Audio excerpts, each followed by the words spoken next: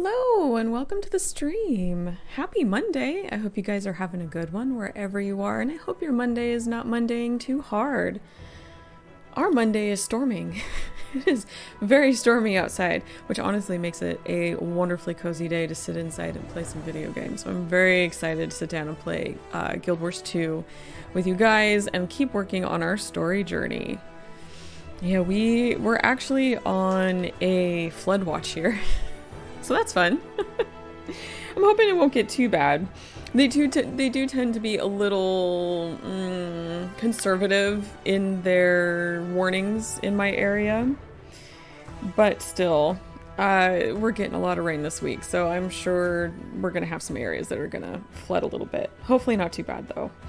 All right, let me get this situated. I had to get myself situated here because Ori was taking up my chair and I had to fight him for it. It's fine. But he did leave me a very nice warm spot on my chair, so I'm very appreciative of that. Yeah, hey buddy. Oh, he's grooming. He's getting himself situated over there. He's gonna nap over there, so that's good. It works out. Okay, let's get into the game. We've got some work to do today because this is going to be a busy week. Oh wow, this is shaping up to be a very busy week for me. So you're probably going to see a lot of me this week. So I hope you don't mind. Tomorrow, Winter's Day starts, and I'm very excited. We're going to be doing a lot of Winter's Day stuff tomorrow.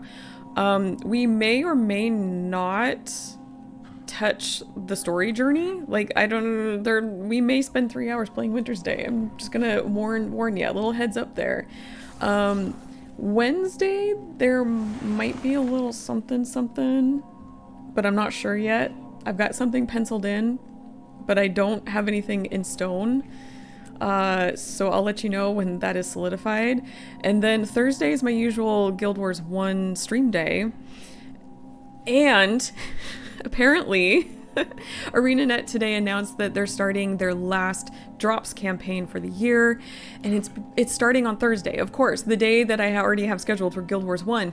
So that means, because I want you lovely people to get your drops, that means I'm going to do a bonus stream on Friday, and we're going to do I'm thinking let's do some Visions of Eternity achievements and stuff like that. Let's work on that, because honestly, I've kind of been putting a lot of that on hold until we get there with the story journey. So I personally have not worked on a whole lot of the achievements, and I really want to. So I think that would be a really good opportunity to get that done, and you guys can get your drops. So I'm gonna have some fun while we're at it.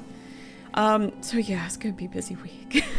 Gonna be a very, very busy week, but it's gonna, hopefully it's gonna be a lot of fun, a lot of good times.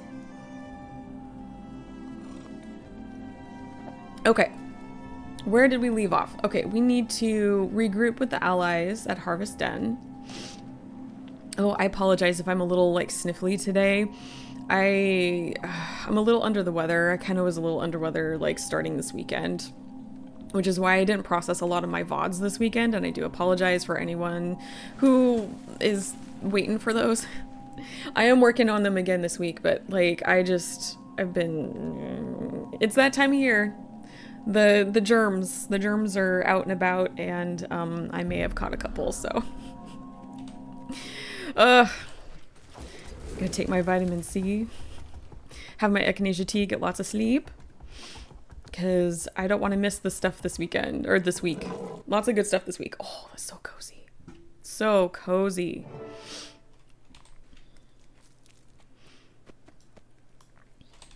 Wayfinder, welcome to the night of quiet breath. Feast before the battle. Take a nap after. Oh, that sounds good. My kind of A party. nap sounds great right now. Come on. Everyone's resting. Ooh. There we go. Oh, right. Check in with Keith and Malice. No, honestly, for like the first time in a while, I actually got some good sleep last night, so I'm very happy about that. That was one heck of a fight. Glad it's done.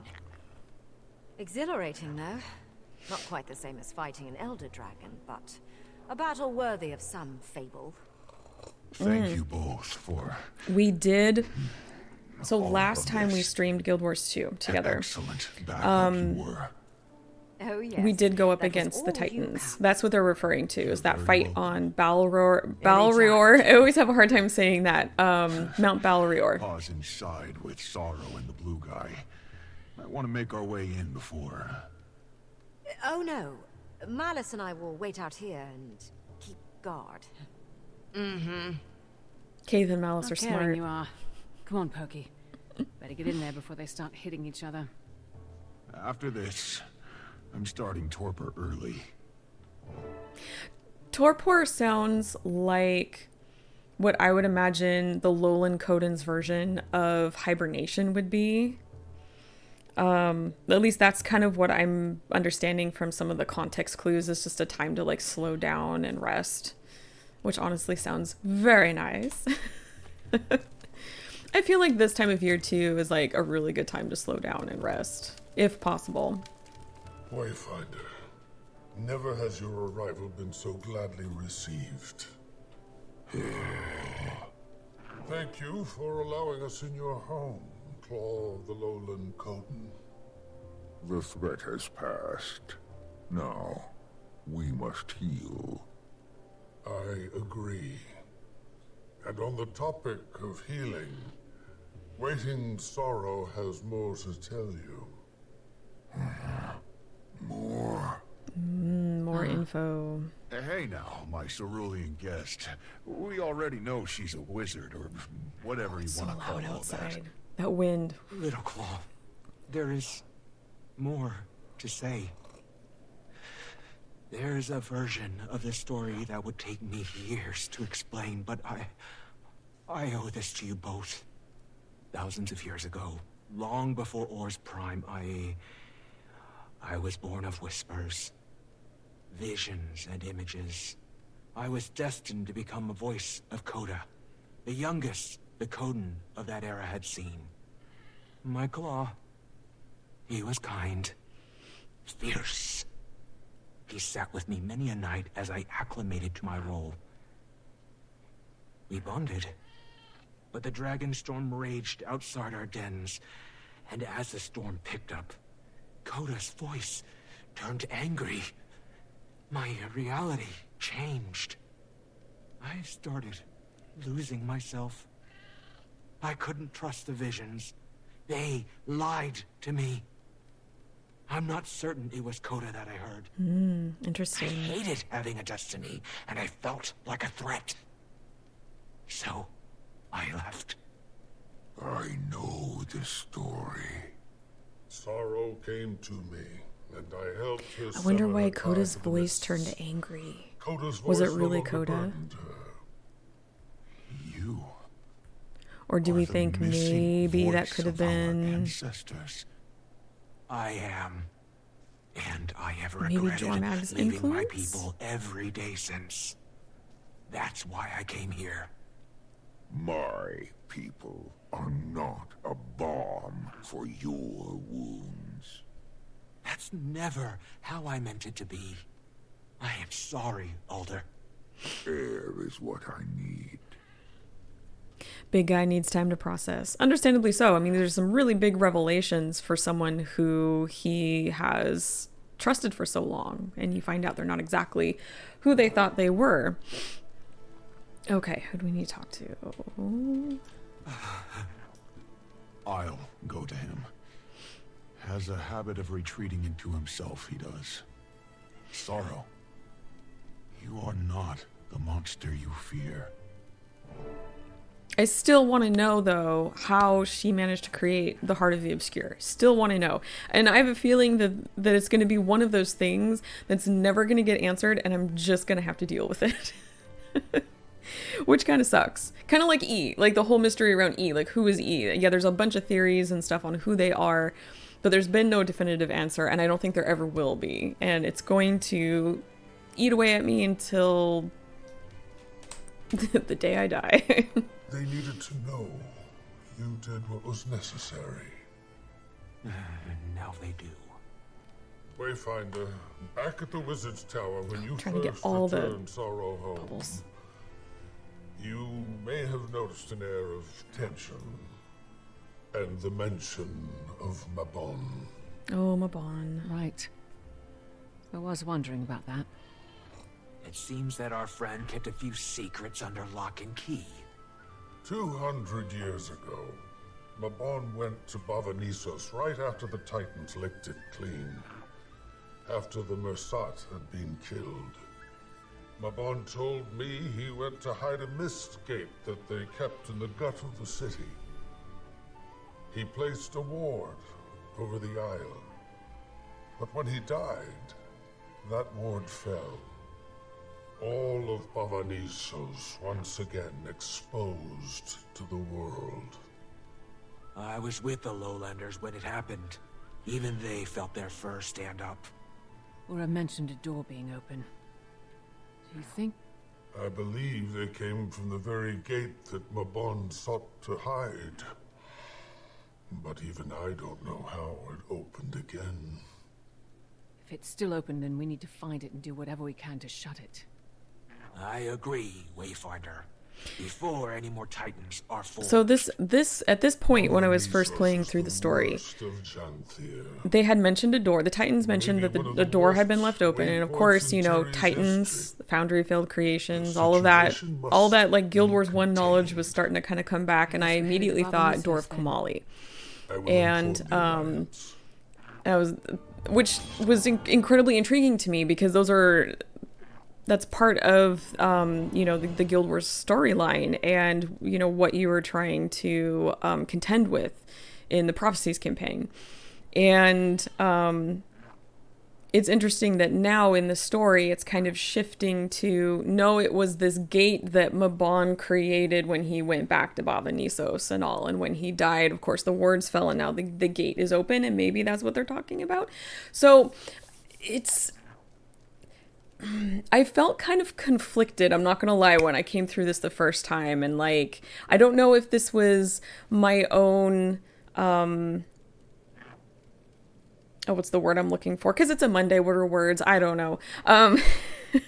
My own expectations of this story, and considering how they're really drawing in a lot of, you know, stuff from like Guild Wars 1 story and lore, you know, I really wanted it to be the Door of Komali, like somehow it managed to get open again, but now they're talking about this door, and so it seems kind of a little confusing, at least to my brain, of, okay, well, is it then this gate that they just kind of are putting into the story, or do they really mean the Door of Komali, you know? And so I felt kind of confused at this point in the story. And I wasn't sure if anyone else felt that way, or if it was clear to you and maybe I missed something, which, you know, can happen, because, you know, personal expectations. Okay, now we have a mail from Anise. Greetings, Commander. First, the positive news. Through the combined efforts of the Tyrian Alliance, the Astral Ward, and several volunteers from the Lowland Codan community, we have managed to push through Janthir's northern isles into the outskirts of Bavanisos. Now for the, I'll put it diplomatically, less positive news. Despite our progress, we've been unable to access the city itself. We have teams surveying the areas as we speak, but as is often the case, we'd benefit from your assistance, of course. I ask that you head to Janthir Sentry to rendezvous with Isgarin, Waiting Sorrow, and myself at Thunder Bay Point. Fair warning that reaching the location will require some involved travel. Waiting Sorrow offered Poised Arrow transport via teleportation, but he was eager to travel by sea. Considering your seafaring experience, we thought it best to entrust you with the safety transporting the cub. He will meet you at the launch point to make the trip. Anticipating your arrival, Countess Anise. All right. We get to get our boat out. Oh, let's see, where are we going? Up here. And actually, I think before we take off in our boat... Oh, wait, no, hold on. We need to go up. I was like, no, that can't be it. We need to go all the way up here. Because there's Thunder Bay. Silly me. Before we take off, actually, I need to run and go get some tissues. So I will be right back. I will just leave the screen up. I won't be long.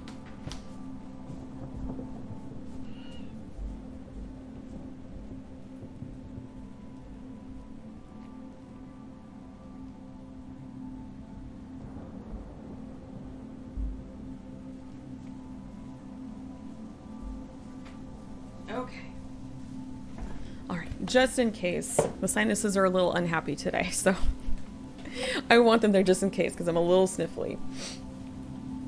Alright, let's go find Pokey.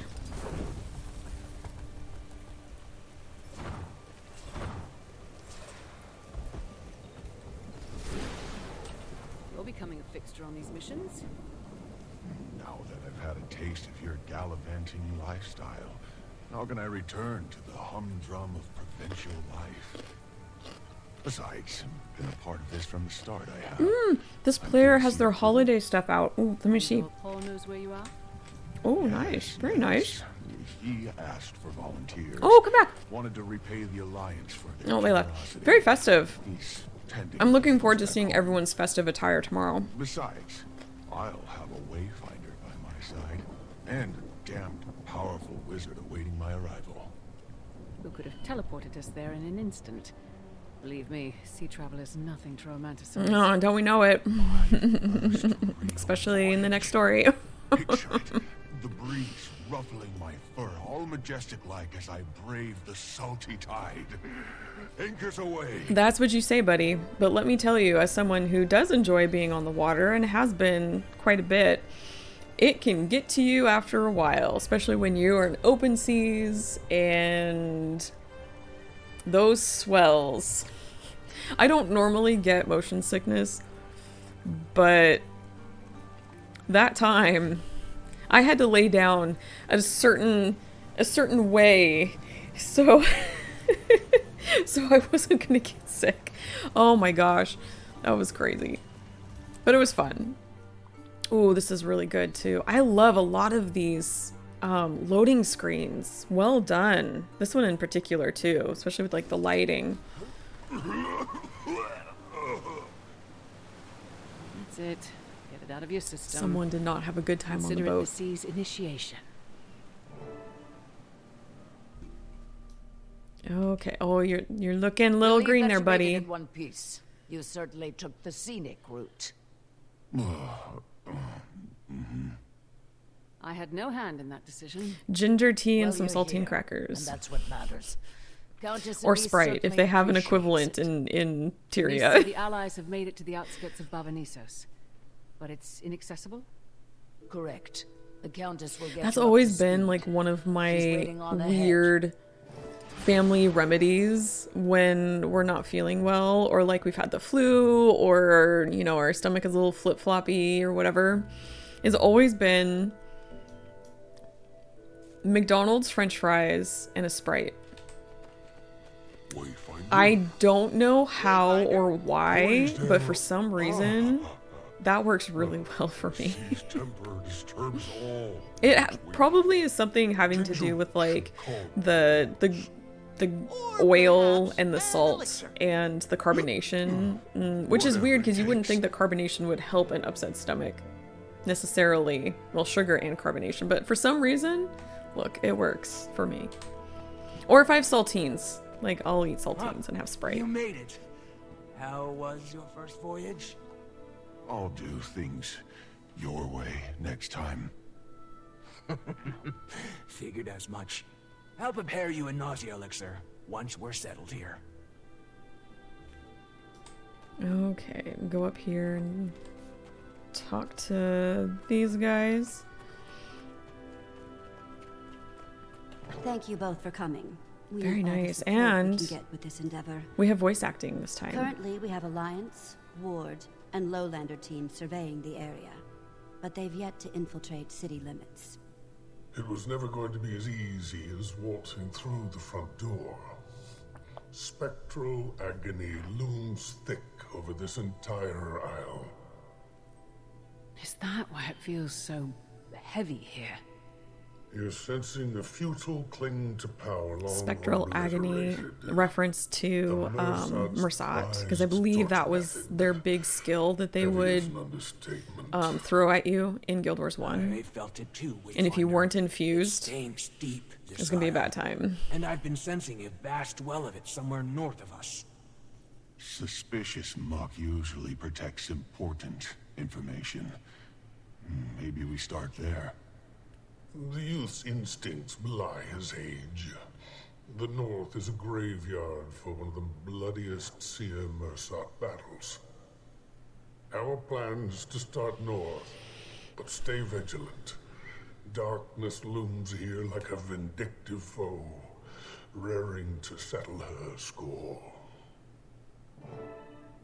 Okay. And we are actually... Yeah, so this is where we ended up traveling. So we started down here, went to the second map. And here's Mount Balrior. God, that's a mouthful, isn't it? And now we're up here in Mistburnt Barrens.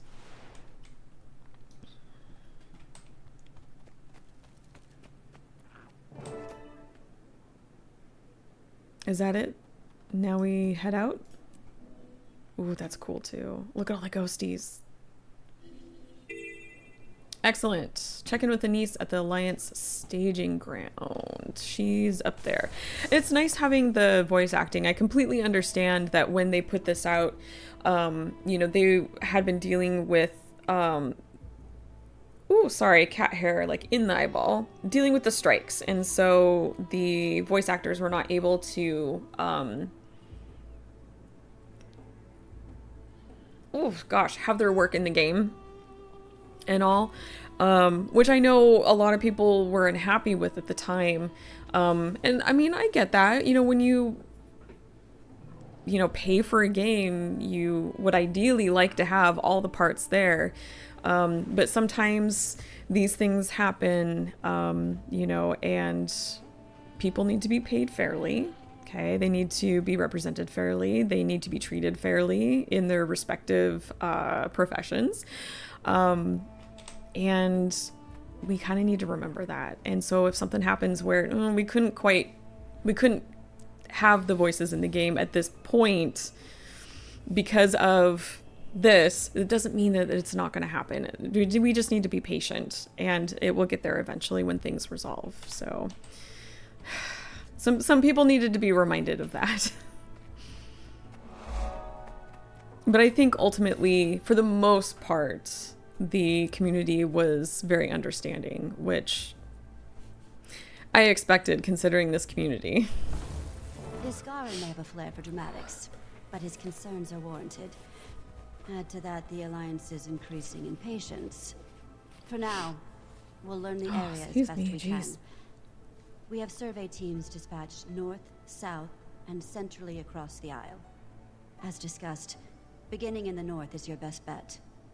If you encounter anything odd, notably odd, contact me at once. Okay.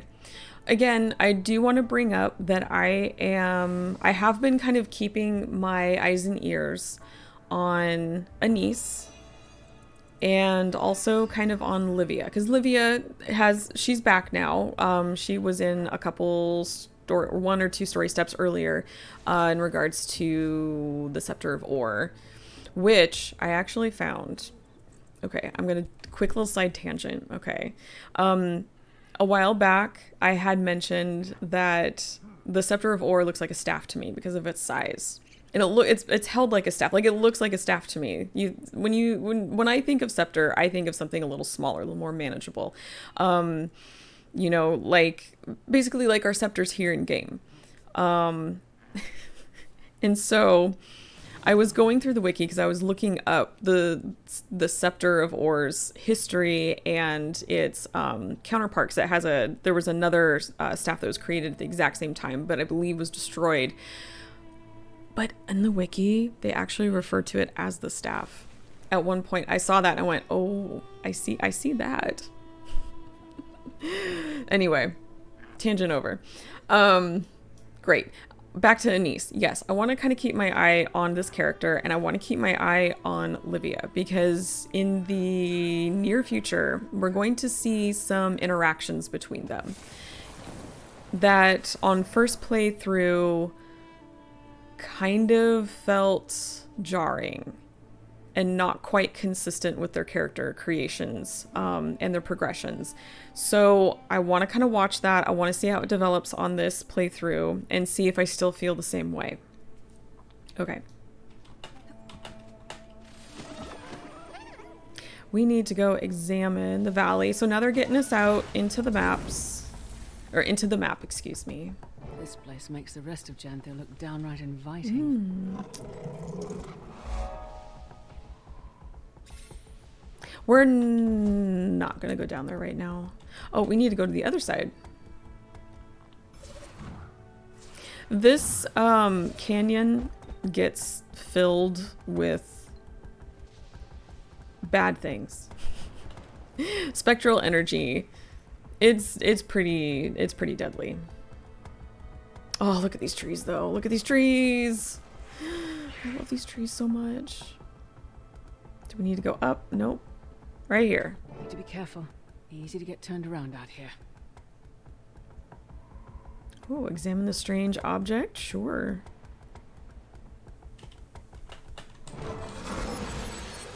Ooh, a Mersat mirror. Forgot about these.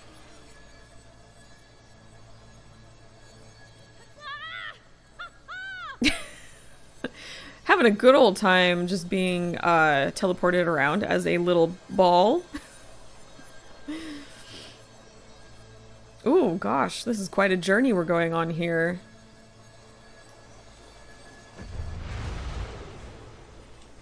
Hey, we saw them earlier. And you've got a little present as your mini. Love your scarf. Oh my goodness. You look ready for the holidays. Cozy and ready for the holidays. I love it. What is that? I should inform Anise. While we're here, so those mirrors, you, I believe you have to work up. Oh, let's see, Janthir Wilds. Which one was it? Yes, you had to complete this first one in order to be able to access the mirrors that are actually around the map. And then they would teleport you to these closed off areas, these warded areas where there's a cache that you could raid. Oh, but I don't have keys. I forgot because I haven't been playing in this map. Oops. I haven't done a lot of work in these maps. Okay, we have to contact Anise now. Anise, can you hear me? Everything all right, Commander? There's something in the valley. It's glowing. I want to get a closer I need to do look. my nails. Hold on. The last thing we need is you running off alone, chasing shiny objects. Come back and we'll regroup. I'll have the wizards meet you just north of base camp. That way, you'll at least have them to accompany your search. Fair enough. Be there soon. Okay. She still sounds pretty Anise-like. So, that's good. All right. Where do we go now? I'm gonna just waypoint back. Ooh, I'm getting hungry.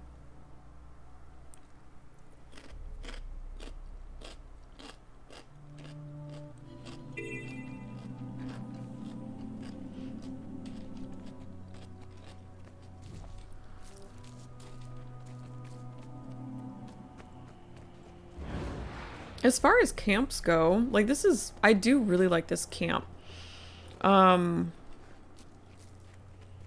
There's, oh, heck. I'm trying to remember where everything is now because it's been a little while.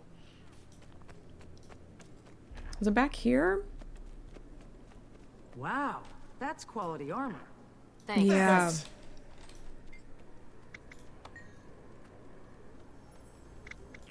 This is the armor that they have here. I'm still working on getting a couple pieces, but I had to get this jacket and pants because, wow, I really like this set. It's very nice, very lovely. And I love a good long coat, I'm not gonna lie. But I need to work on those shoulders, I think. Very cool. Okay, sorry. Distracted. Let us investigate the Valley of Agony, because that sounds like a thing I want to investigate.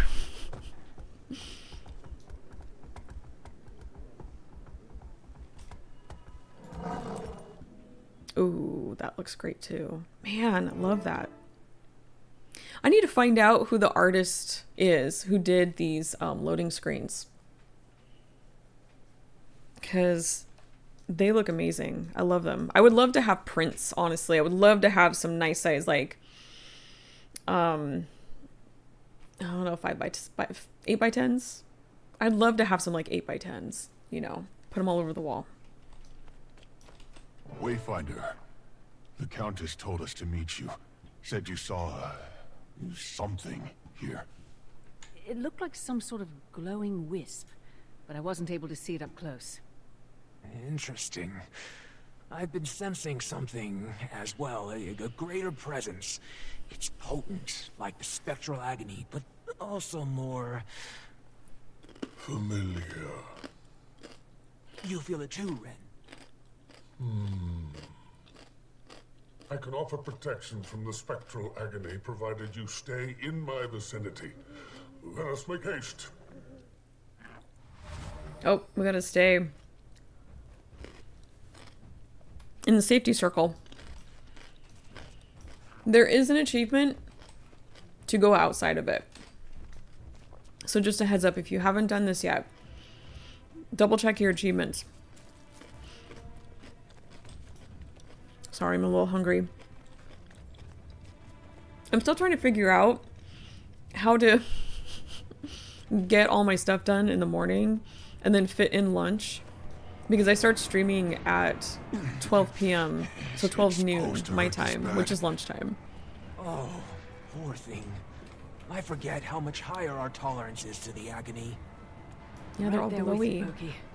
We'll push through. This is how I feel when I have a migraine.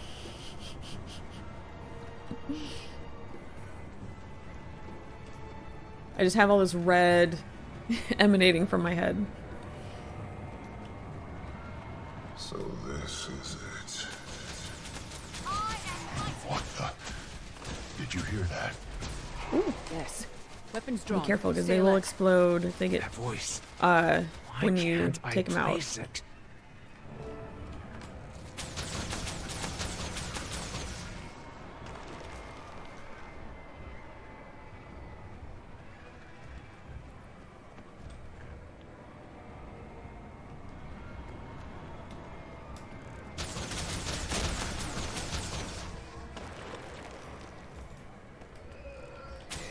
It burns. You should probably have that looked at a doctor's. Trivial ends.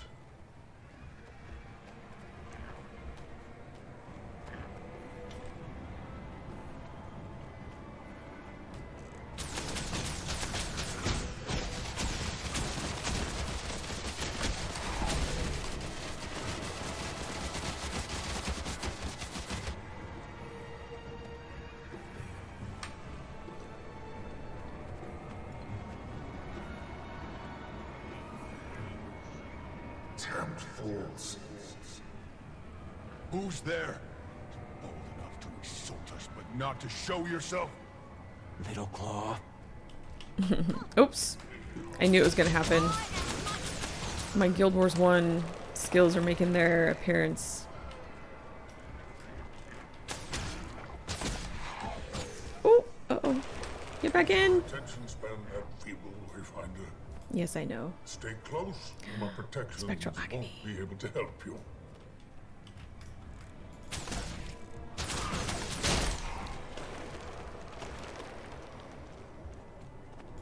I chose you.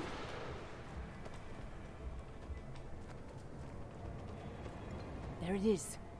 That's what I saw earlier. Sorrow, could that be what you were sensing? Yes. Yes.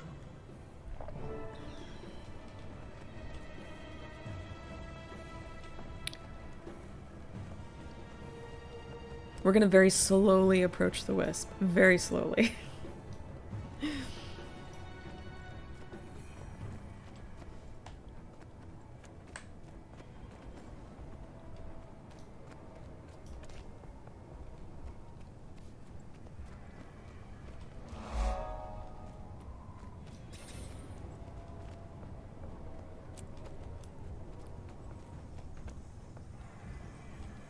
Whoa, what is that? It's fascinating. Can I touch Can it? I touch it? Wait. Hold on. I am pokey in this scenario. Drive Anytime into I the see heart of something the neat, obscure on it. something new, something different. Can I touch it? Can I poke it? What does it do? We're gonna use that heart that we don't know how you created, but I want to know. Hey. Uh-oh. Oh, I should have swapped back to a different skill. It's fine.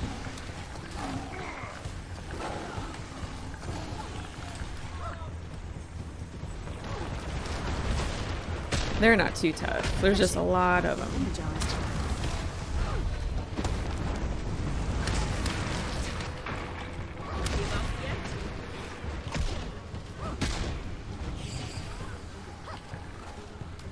I warned you. Foul things. Ooh. We're getting colorful now. Protected.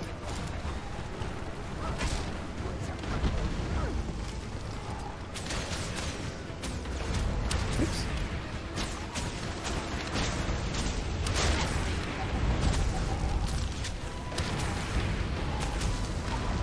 How can there be this many?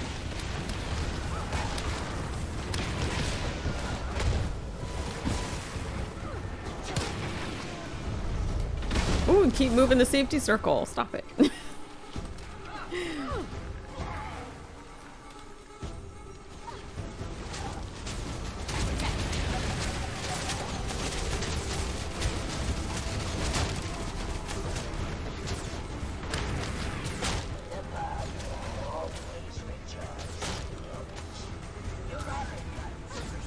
Oh, I wish there was a little bit of captioning there. You know her. You. I'll explain later. Stand your ground while I get rid of her. Voice said the murderer always returns to gloat. Your arrogance precedes you, Asgarin. And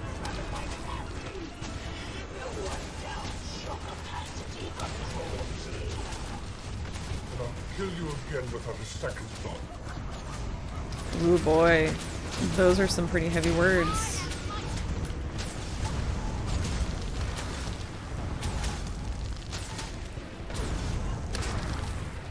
I'm gonna stay close to her.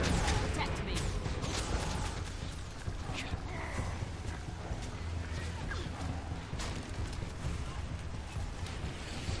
Refreshing.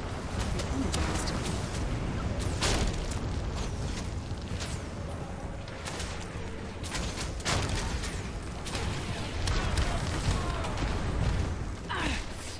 Keep fighting. I'll deal with you. Get under my shield. There we go. That's what I was waiting for.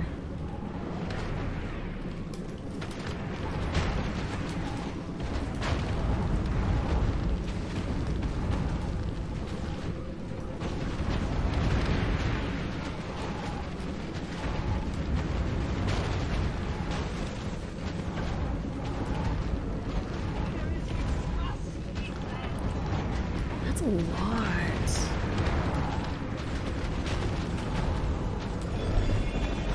There we go. That's all of them. Is everyone all right? It appears so. Oh, who's this? Ren, that Versat, was that? What's happening? Mabon. So this is it. Your legacy of ruination. Itself ended in ruin. Our legacy. What did you expect? Was it worth it? Look how powerful you are now. Tempt fools. Hey, Blood!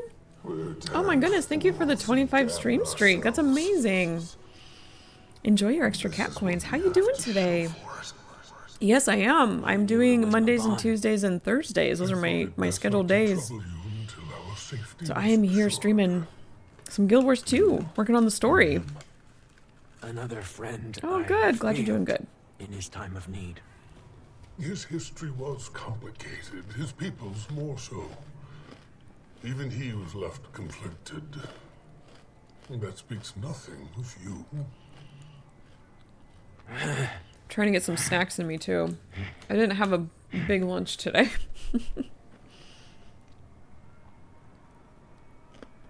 We should get out of here before the agony intensifies. Yes, we need to inform Nis of our findings regardless. Best we return to her.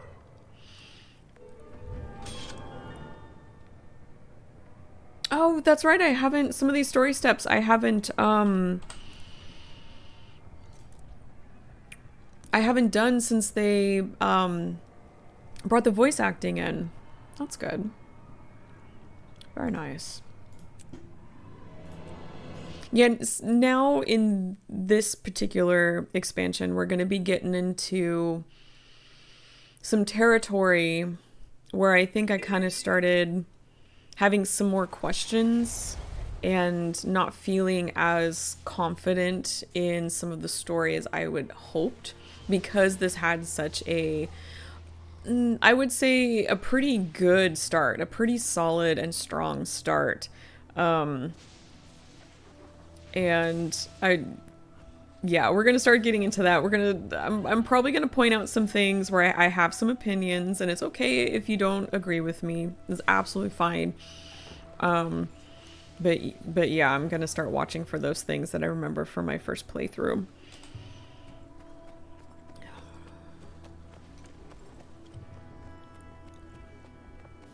I do love this camp. I love all the foliage. I am a sucker for foliage. I've never been. You put a bunch of foliage in your game. A bunch of like really nice looking foliage. Foliage covered ruins. It's gonna draw me in. Oh, I love this. This is so pretty. Meet our allies. Kind of curious. Do you know anything about home trainers? I'm not, I don't know exactly what that is. Commander. What's a home trainer? Last we spoke, you left Maybe me on it's quite called the something cliffhanger. different here. Didn't mean to cause alarm. I just caught sight of some glowing wisp. Upon closer inspection, it was, Mabon, Mabon's memory. preserved in memory from his return in the wake of Bavanisos's destruction.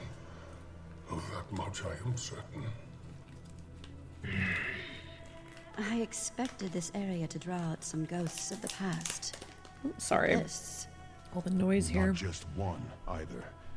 We were ambushed by a whole army. One even knows his Garen. New. Yagon. A vile scourge even among the Mersat. She'll be dealt with. Not much for peace of mind, but I'll take your word for it. As for Mabon, We should retrace his path. The city's sealed, regardless. Why not look into it while we have the chance? Then it's settled. Let's see what other secrets Mabon has left behind. Okay. So now we're going to track down some more wisps. ready to go, Commander? On your way out, you'll pass Researcher Rin. She'll point you in the right direction. And Commander, if you find anything noteworthy, check in over comms. Best to stay in contact in a place like this. They're very adamant about that in this expansion.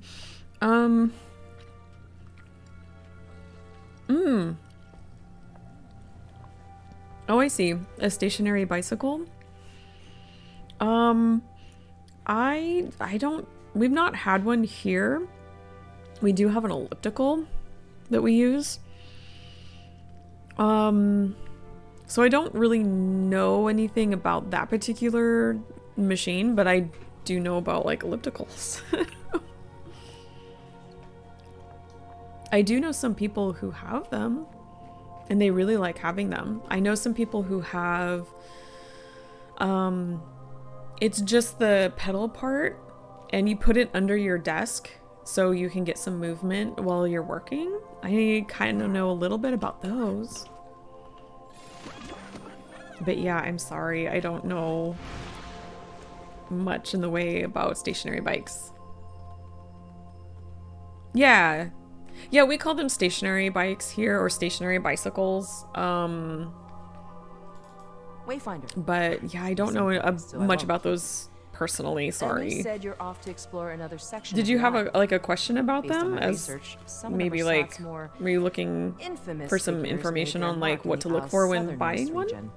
Humbly, I'd suggest starting there. Because I can give you some general advice about that. Memories of the past fade far sooner than the scars they leave behind. Okay. We're gonna look for clues now.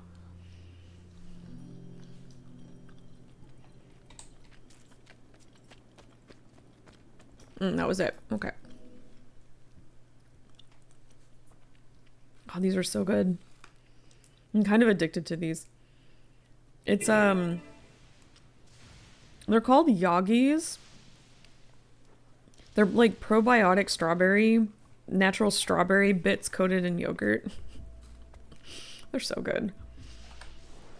Okay, so this is where it was suggested that we start. So let's start getting out into the map and opening some of this up and work our way there and see if we can find another wisp. Ooh, it's that same stuff that was inside the Titans. That inner magic goo.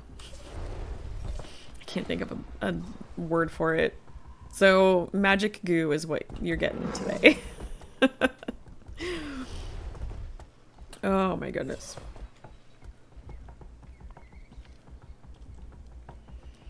The thing about those pedal things that are nothing, but that I'm not sure if they'd work just as well as with an actual bicycle seat on them, since, well, not sure if leg movement would be all that well on a regular seats.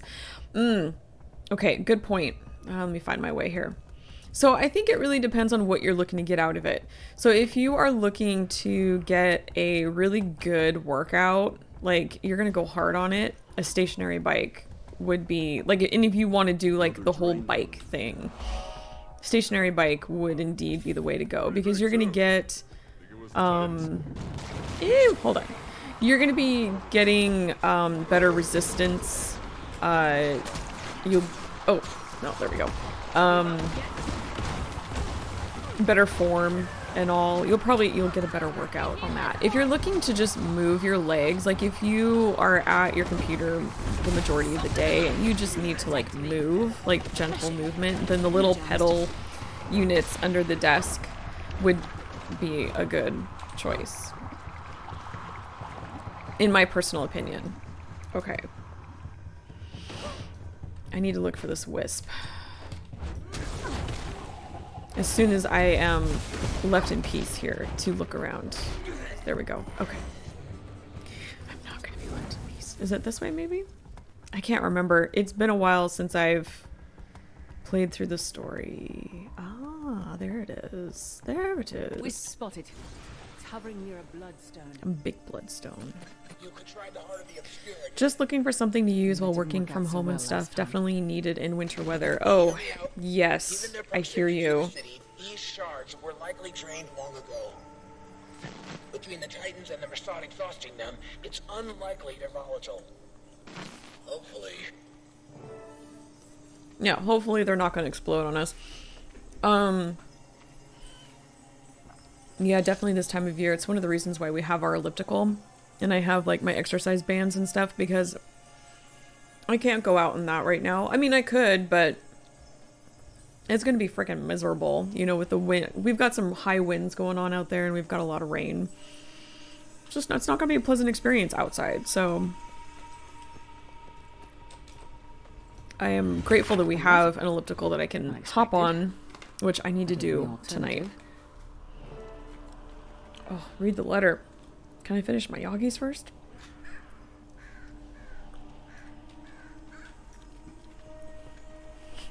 I'm gonna finish this bite real fast. Those are really, really good. The only downside is they stick to my teeth a little bit.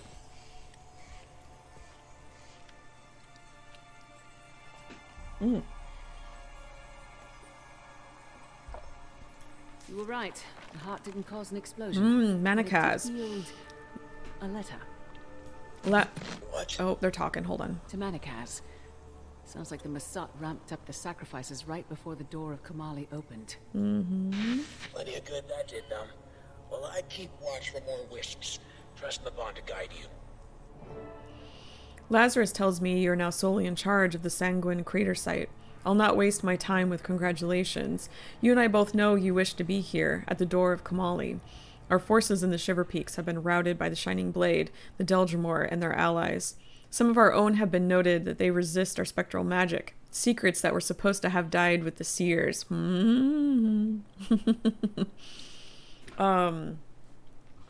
That would be because we found out how to infuse our armor in Guild Wars 1. So again, I'm loving that they're drawing from Guild Wars 1 story and lore. It makes me happy. It makes me so happy. We're struggling to keep the soul batteries replenished. I suspect the forces beyond the door are working their end with increased intensity, which is why I'm writing to you. Our sacrifices at Bloodstone Fen and here have not been enough. One of my little mice in the grass tells me you're researching a potential connection between bloodstones, an easier way to transport souls betwixt shards. Should this be true, then consider this next statement an official directive. You're to commence with further sacrifices, starting with the remaining humans in Coden. Once they're gone, begin to round up our dissidents, the insane and the weak. They'll have the privilege of serving the cause. If you do this, Lazarus and I will see that your discovery is lauded for centuries. Be prepared to transfer the souls to the Kamali site. Do not fail us. Mercia, maybe? Maybe? That's intense. Door of Kamali should ring a bell, Blood. And Titans. So I don't know if you've been following some of my recent story journey, but in this expansion, we're dealing with Titans. Okay, and we know where Titans come from. Guild Wars 1, the Foundry. We're dealing with talks about the Door of Kamali. Though at this point in the story, it is a little confusing whether or not the door that was mentioned that these Titans came through is the Door of Kamali, or if it's a gate that apparently Mabon created and put up here in Bavanisos and then warded, and then when he died, the wards fell. And maybe that means that's the door they came... There's a bit of confusion, at least that I'm finding in the story here. So, we'll see. Okay, where's... That will backtrack a little bit. But I do love that they are drawing from Guild Wars 1. Because like I've said before, and I'll say again, Guild Wars 1 and Guild Wars 2 do not exist independently from each other. They exist in the same world. So it makes sense that you're going to have elements from Guild Wars 1 show up in Guild Wars 2 in some fashion. Oh, another bloodstone. Look at all this red. All this red. Love it. No, I beg you, please. I can't take anymore. I won't hurt you. I won't fall for that. Are you fighting some Titans and a Lich again? Well, we're fighting some Titans. We did. We certainly did. And these are Titan spawn. No wonder Mabon felt conflicted. You bear no resemblance to such monsters, Mabon. Okay. Manakaz. Who was... let me look this up real fast, because... Whoops. I cannot...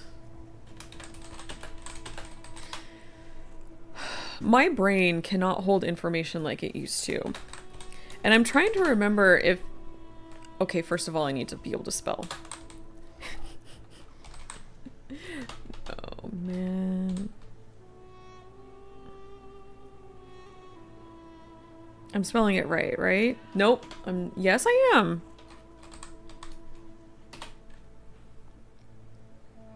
Why? Manakaz did not show up in Guild Wars 1, did he? Is Manakaz just a Guild Wars 2 thing?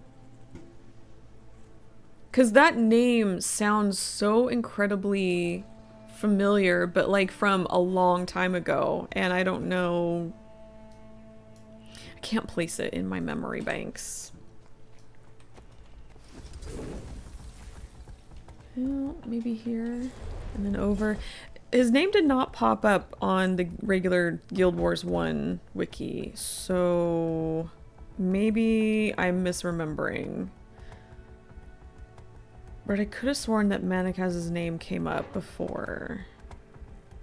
I think it's just right in here. What's that ahead?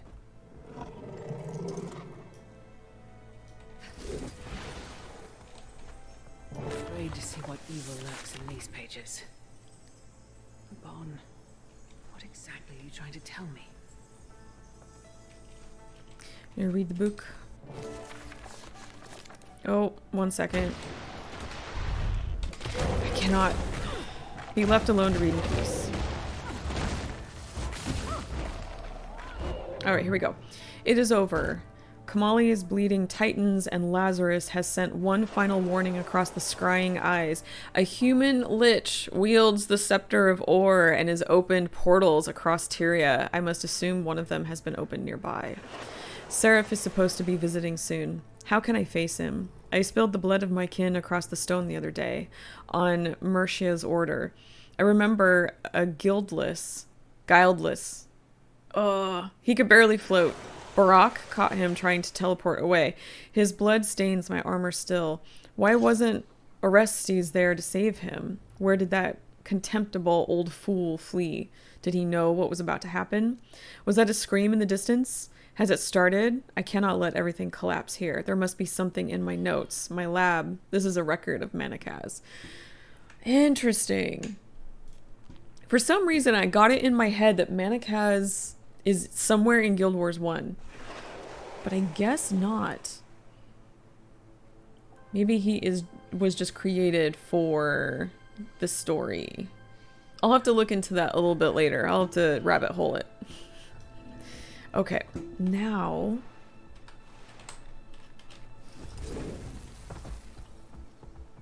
Oops, let's go this road. Oh, I love these trees. I love them.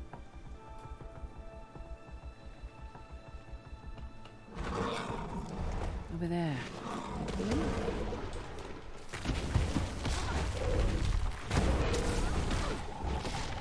Yeah, so these ruined shards and all these little constructs that look like this are all Titan spawn.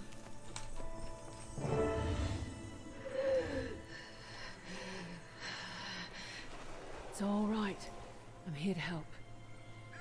Too late for help. He's gone. I'm not too far behind. You saw Manakaz die. Not dead. Hiding. Fled to the Golden Lake. The city is falling. He's afraid. He'll get what's coming to him. You. He will. The pain is gone. I don't understand how, but thank you. He can't hurt you anymore. How do you know he's at the Golden Lake? He speaks to himself. At first I thought someone might be with him, out of sight. But I soon realized he was arguing with himself. Occasionally, at first, and then constantly. Interesting. Well, you've earned some peace and quiet. Rest now. I found a lead. Some of the Bloodstone shards still had ghosts tethered to them, just like in Sanguine Crater. Victims of Manakaz. Apparently he hid at the Golden Lake as the He city hid fell. like a coward. I'm on my way now. The Wisp seems to be following Manakaz's route. Maybe Mabon was following his path of destruction. That's as good a lead as we've found so far. I'll bring backup. See you soon. Okay. Head to the Golden Lake. Which I think that's just right behind us.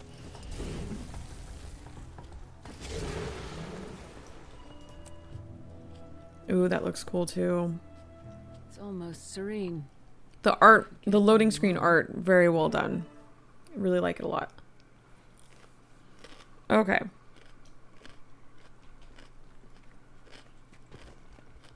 I've never been here. Oh, this is so pretty too.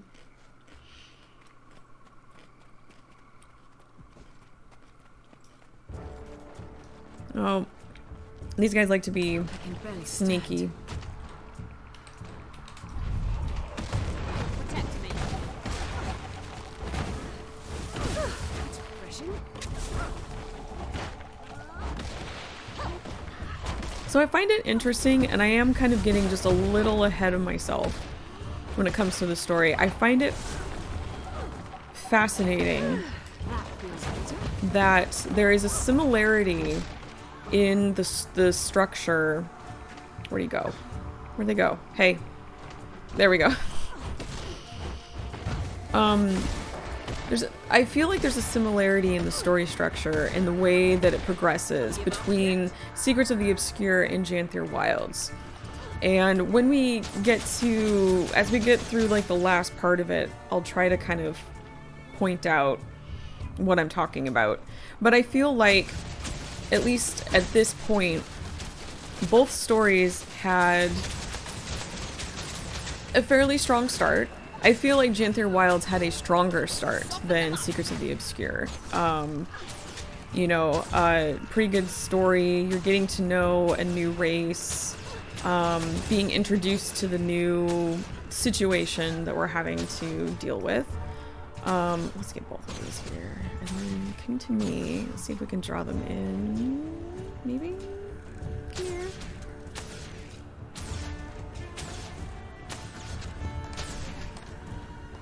No? Alright, fine.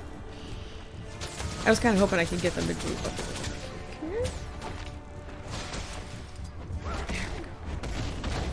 little bit. And then, you know, as the story progresses and gets to kind of a certain point, I feel like that strength kind of tapers off. And I want to see if I still feel the same way going through Janthir Wilds again. I've gone through the story twice. Oops! Guild Wars 1 skills. I'm kind of curious to see if I feel the same way and if everything aligns how I remember.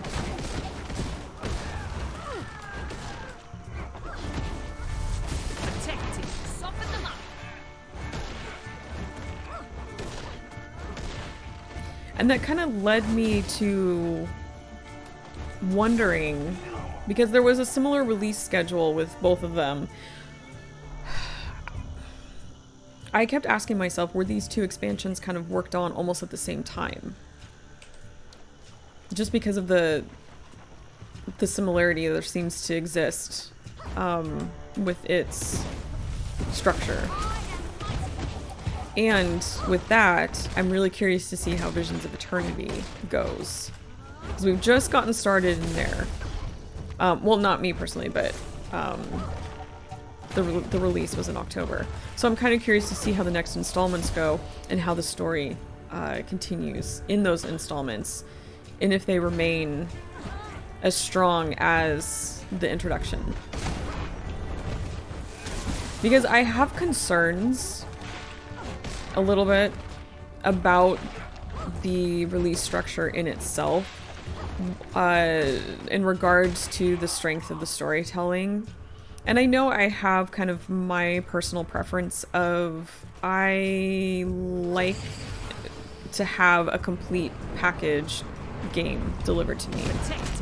I feel like it feels complete. It feels cohesive, like everything is there, and then I can kind of go through that at my leisure, right? And I'm wondering if there's something about this, the project schedule for these expansions and having the releases be structured how they are. I'm wondering if there is some sort of reason, like, that's affecting the quality of the storytelling. I hope that made sense. I'm sorry, it's Monday and I don't know what words are. But I've kind of been wondering that. And I don't work there. I don't see their project schedule. I don't talk to their project manager or anything like that. So this is just speculation. But I kind of noticed a similarity between these two. Because one, what did they say? One is a coincidence. Two is, oh gosh. Oh, I can't remember the saying now. One is a coincidence, two is, something, and three is a trend. I can't remember what that middle term is.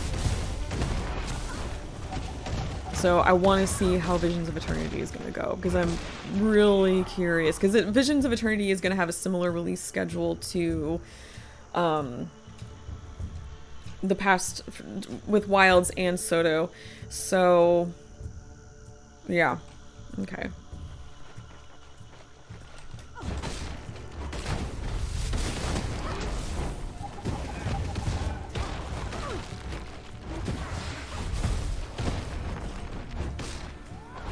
Oh, these spirits take forever. I'm not a fan of these spirits. Especially with the disappearing. It reminds me too much of those White Mantle Mesmers. Not a huge fan.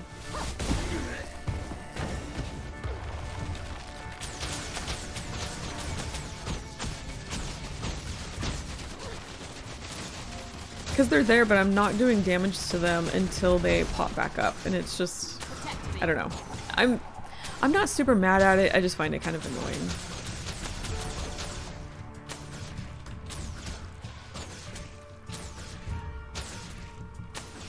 Okay, we're almost done.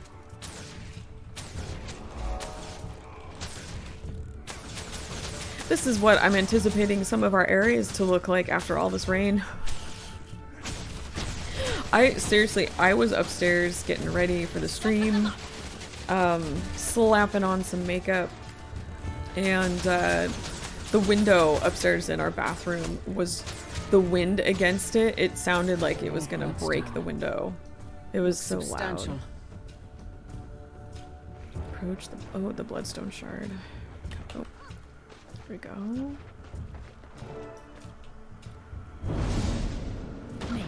It always sounds like that up there, though, when we get our big windstorms. But we've got strong windows. I try not to worry too much, but it does sound terrible up there.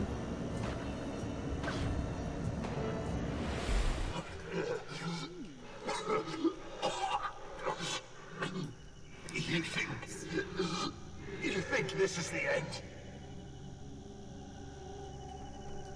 He's running off again. Sounds like he's in a bad way. All that coughing.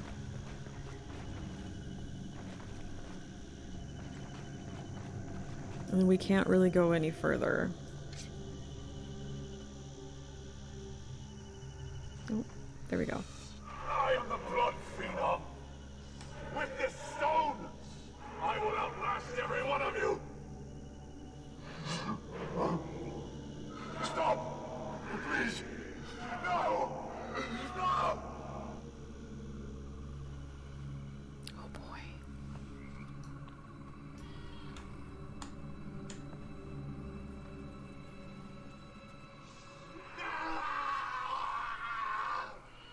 Hail, Mother. Okay, yeah, we are not allowed to see what happens, but we will get a chance to investigate in just a minute. But it can't be good, considering that scream. That feels better. Protected.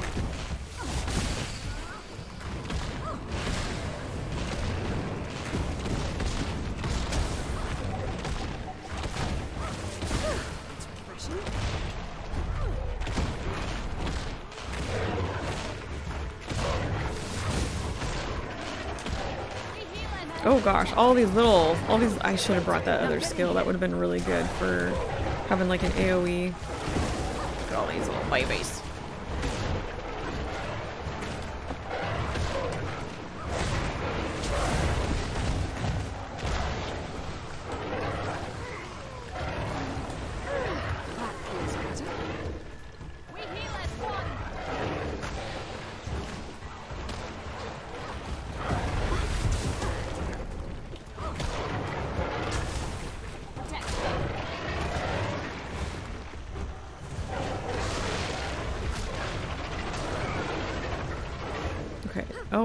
Almost. There we go. There it goes.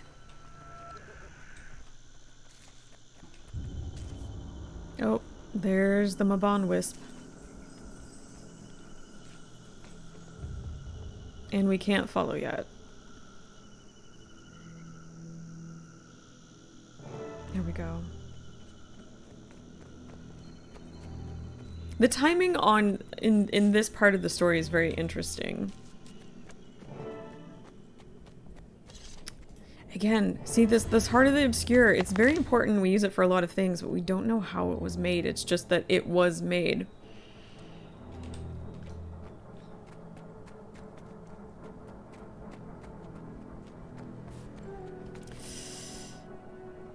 He had a bad time.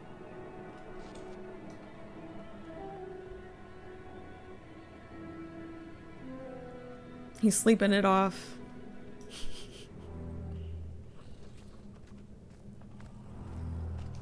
Torn to shreds, bleeding out, alone in the dirt. I hope you felt every bit of it. In the name of each life you massacred, I hope you writhe beneath this future you so desperately feared. Still too merciful an ending for you. At least whoever did you in made fine work of it. So Mabon did not take out Manakaz. Who's there? His voice. I know. He was in pursuit of someone. And now, it appears, we are as well. Any idea who? Was there ever something he said? Or did? This is something best discussed away from here. We could all use a moment to get our bearings. If it's all the same to you, Anise, I'm going to stay out here a bit longer. Of course, Commander. Come see me when you're ready. In the meantime, some rest would do me well. Nice, got the next audio cover. One chapter ends, another begins. There is also, just a heads up, there is an achievement here, I believe. So you'll want to check your achievements collection regarding this letter and some locations out here in this like waterlogged area. So I've already done it. It has something to do with two, I don't want to give too much away, but there are two characters down here and some things that need to be found and reburied. But yeah, check that out if you want to get that done on your achievements list.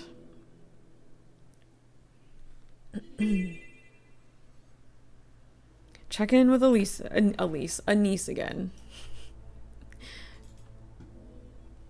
See how she's doing.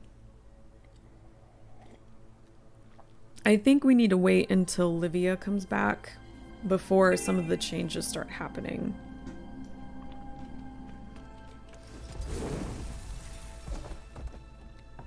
Ooh, that's really pretty. Ooh. I like the color scheme on that. I do love this moth skin. It's so cool. I love moths. We get a lot of them here in the fall, and they're so neat to see. Countess? You know, when I first met him, I wasn't sure I trusted him. His motives seemed hazy. But Livia trusted him, which meant something. And she was right. My fears seem silly now. You were being cautious. Even Mabon had reservations about his own kind. He's made that clear. You could hear it in his voice. Gods, his voice. What are we missing, Mabon? We don't have time for games. The Alliance is growing impatient. And not just Livia and Ludo. Well, the only place I haven't been yet is the Central region. Not exactly a lead, but... It's all that's left. Yes, of course, Livia is growing impatient because she's sitting on, not really, because it's being housed in the wizard's vault, but it's like she's sitting on a weapon that could prove to be useful. I mean, yes, there are some potential downsides to using it, but she is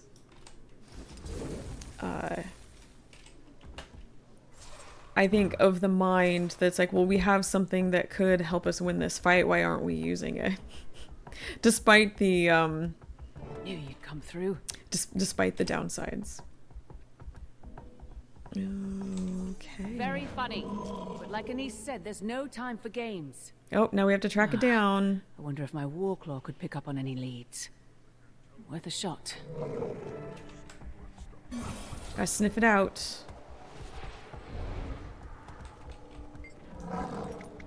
Should keep following. Okay. I think...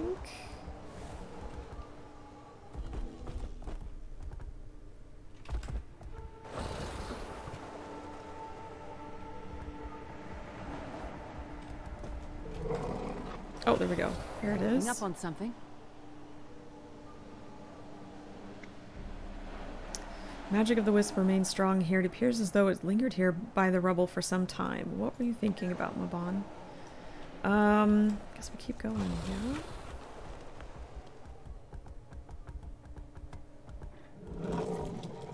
Is it up? Is it...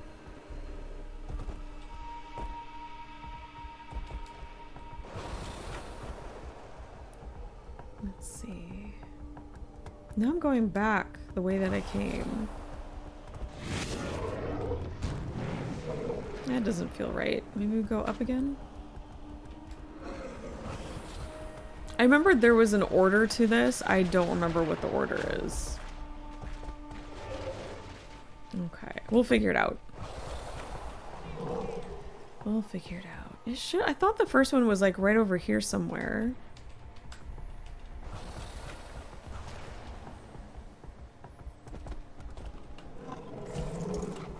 Get out of here.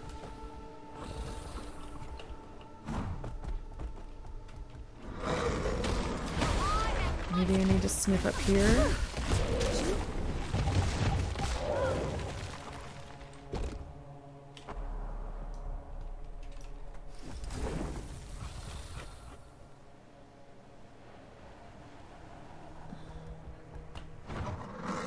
Now I see a trail. Okay. I wasn't seeing the trails before.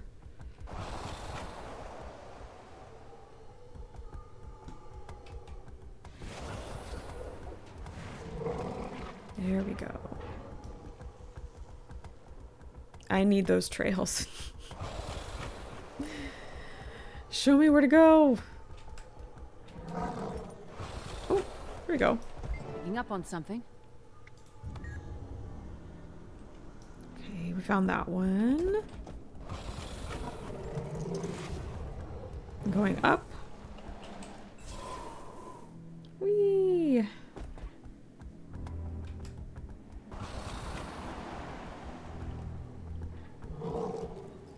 Wait, do we go up again? I think we go up again. Uh-oh. Yep.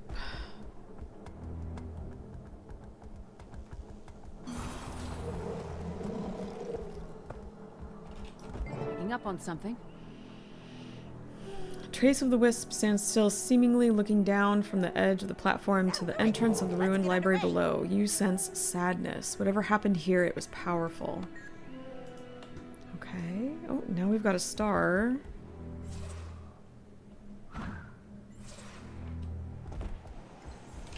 Good job, you. It wants us to follow it into Bavanisos. And we're back to square one. Anise, located another wisp, but it's leading me into the city. Of course it is.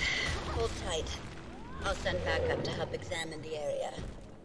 Surely we've overlooked something. Okay, enter the ruins. Ooh, so cool.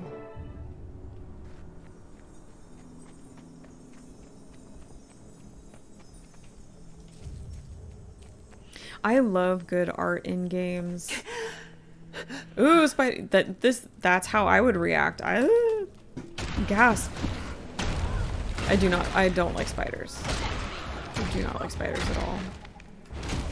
They serve their purpose out in my garden and I appreciate that, but look, I don't appreciate when they come into my house. Especially unannounced. Don't like it. We actually have we call them cat face spiders. We've got one that's on our front porch, kind of like pulled up in a corner. Guess I could just forge ahead. And it's been catching some bugs out there, that have been drawn in by our front porch light. So I do appreciate its existence there, but as long as it stays out there and does not come into my house, I think I'll let it stay. We actually had one at our last house in a certain place in the garden, and we just let it be because it was getting all the bad bugs out, and then it ended up having a baby catfish spider. It's kind of cute, but it's still a spider.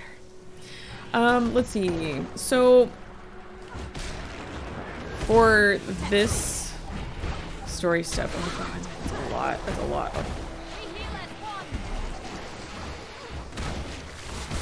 Can I?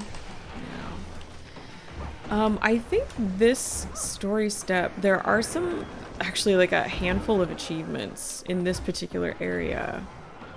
Guys, this is a lot. Yeah, that's okay. We'll retry. And I know that in the past, some of them were a little buggy. I don't know if those have been fixed. The ones that I can think of that were a little buggy were the Morello. Hi, Ash. Yeah, the Morello one activity where you have to find the meat. Most of the time it would not spawn for us in the past, and we looked everywhere because we were told that it could show up in a random spot anywhere in this library area on any of the levels.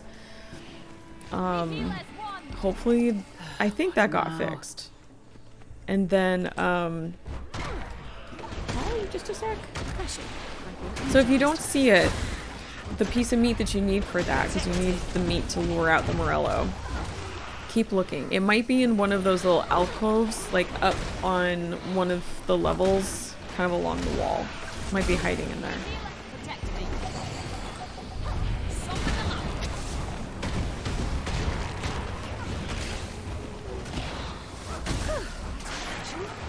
Oh, okay. Hi, where are you? I'm sorry, I was getting yelled at by Ash and I was gonna pick him up, but I don't know where he went. Where'd you go, buddy? Hey. Did you want to sit on the lap? What do you want, sweetie? I can't pet you while you're under there. That's gonna be very difficult to game and pet you under the table.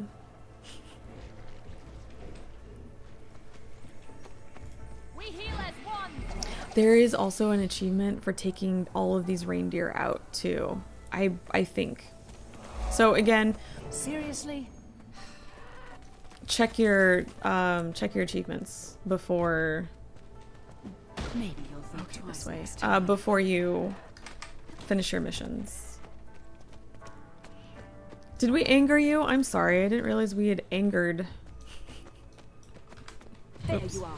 Wait. Angered the reindeer. I was headed for that gate, and I see people over there. Maybe they saw something I missed. Did either of you see a wisp floating nearby? A brief flicker caught my eye's corner, but it vanished before I got a closer look. I'm afraid I was too focused on my work to notice it. This gate's taken up my full attention since we arrived. Any progress on entry? Not yet. All I can tell so far is that the gate doesn't seem to be Mersath magic. The force sealing it is on a power scale all its own. So is the distance the enchantment covers. I'll be surveying nearby. Keep me updated. Keep kindled your life fire, Wayfinder. The dark is death's watchman. The gate doesn't seem to be Mersat magic, so that's interesting.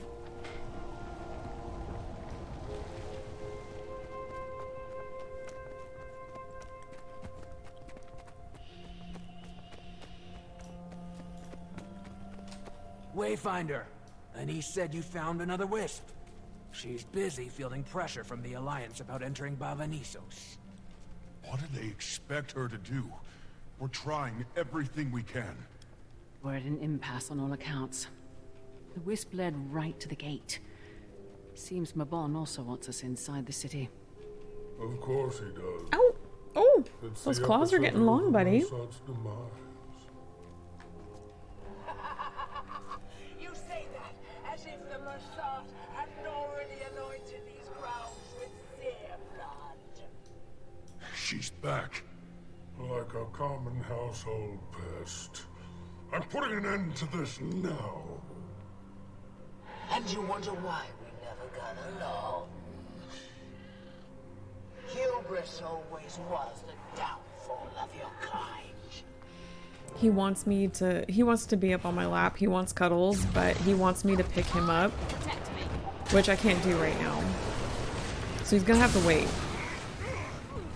But he's on his little spot under my desk right now.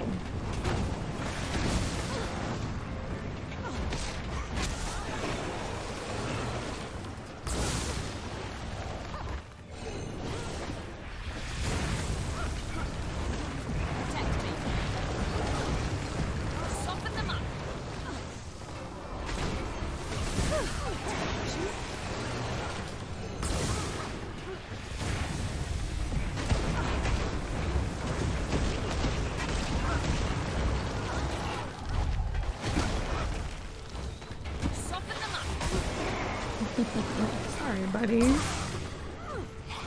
me. Refreshing. I feel energized.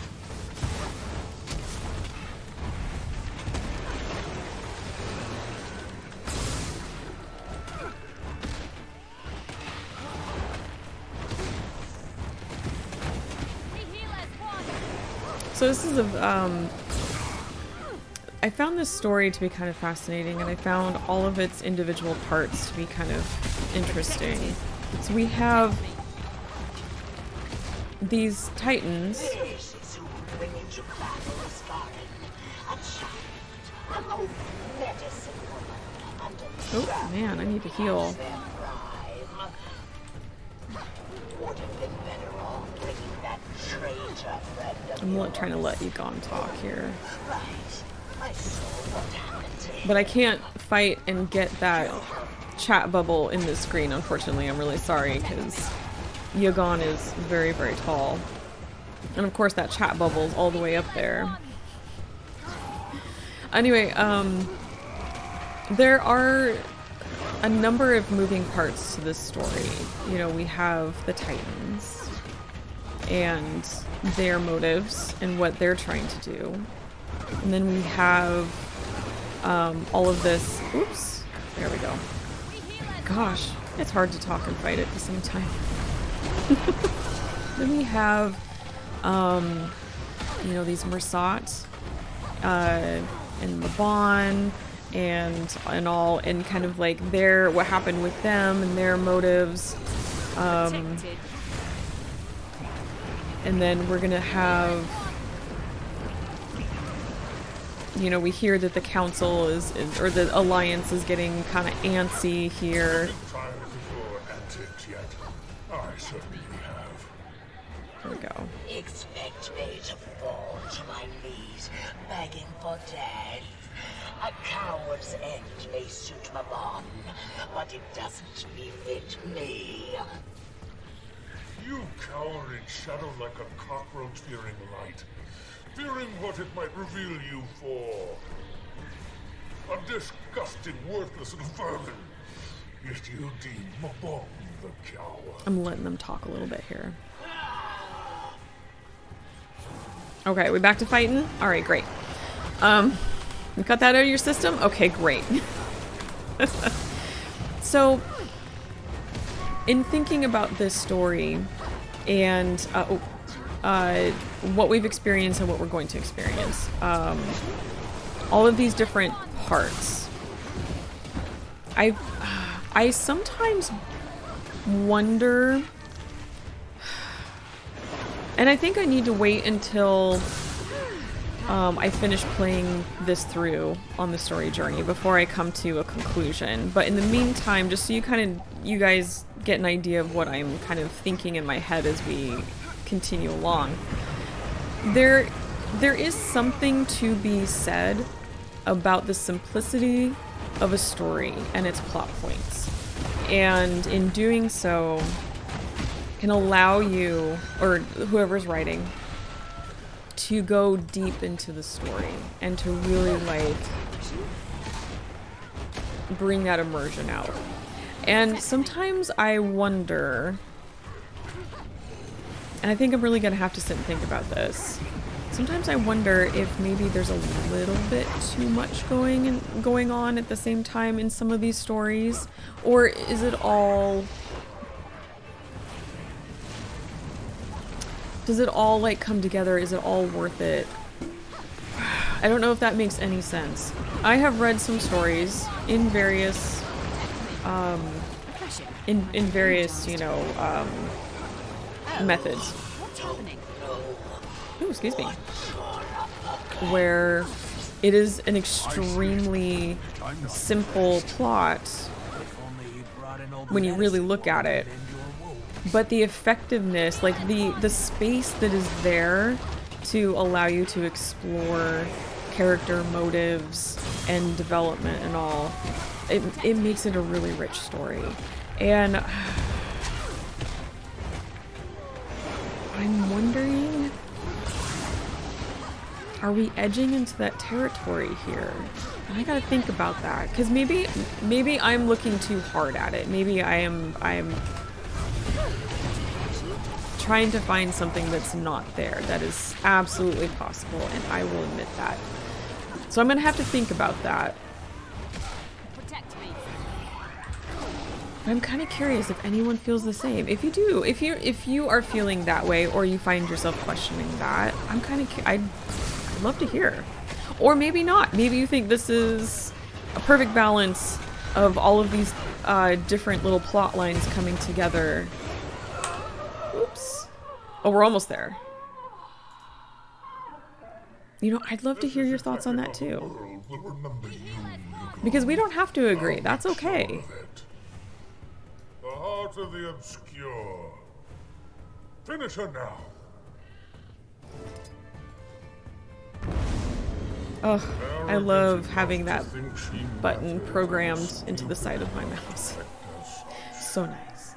You go away with insults I've always admired. Mabon, guide us.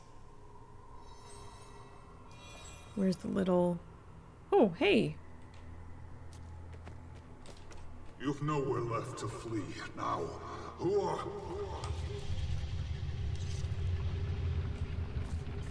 A Titan. Well, what are you waiting for? Going to kill me like you did the rest? I'm not sure I blame you. I might have done the same. Spare us all a lot of So I think it's safe to assume that Manakaz was killed by a Titan. We're what's left. And that's what Mabon was tracking. To Bavanisos after the city fell. He never told me. So we can't get into the city. Mabon chased a Titan into the city, and there's a mist gate. Is that gate how the other strangers got here? The three we fought? It seems that way. So, does that mean it's open? Yes. And even my power can't disable the ward that blocks our path. Summon the Alliance. Okay, so I want to explore this real fast. and partially so I make sure that I'm understanding this as well. So we have these Titans that are getting through a mist gate that apparently Mabon put there and warded, but the ward came down when he died, and so they're able to get out through that gate. Just wanted to go through that because I think I was kind of struggling with some of those details the first time I played through, because I'm like, but what about the Gate of Kamali? Isn't that supposed to be important? Because the Titans, where they come from in the gate. It was hard for me, I think, to step outside my Guild Wars 1 knowledge. I was holding on to that Gate of Kamali so hard. It's like, but this is where we're going. What about the gate? Oh my goodness. Okay. Livia happened. She took the scepter. We're headed there now. Hopefully not too late. I'm on my way. Okay. Now I think this is where we're gonna start getting into some interesting territory between Anise and Livia, and I really want to pay attention to this because I remember the first time going through this, kind of stopping, kind of sitting back and going, hold on, like it made me. I had to kind of stop. I'll point these things out here in just a second. But before I do, I really could use a quick facility break. So I'm going to take that now, and then we'll keep going with forced entry and see if I'm still feeling the same way about Anise and Livia when we get to that point. So I will BRB. Okay, I am back. Thank you so much for your patience. All right. So, forced entry, meet at the gates of Bavanisos.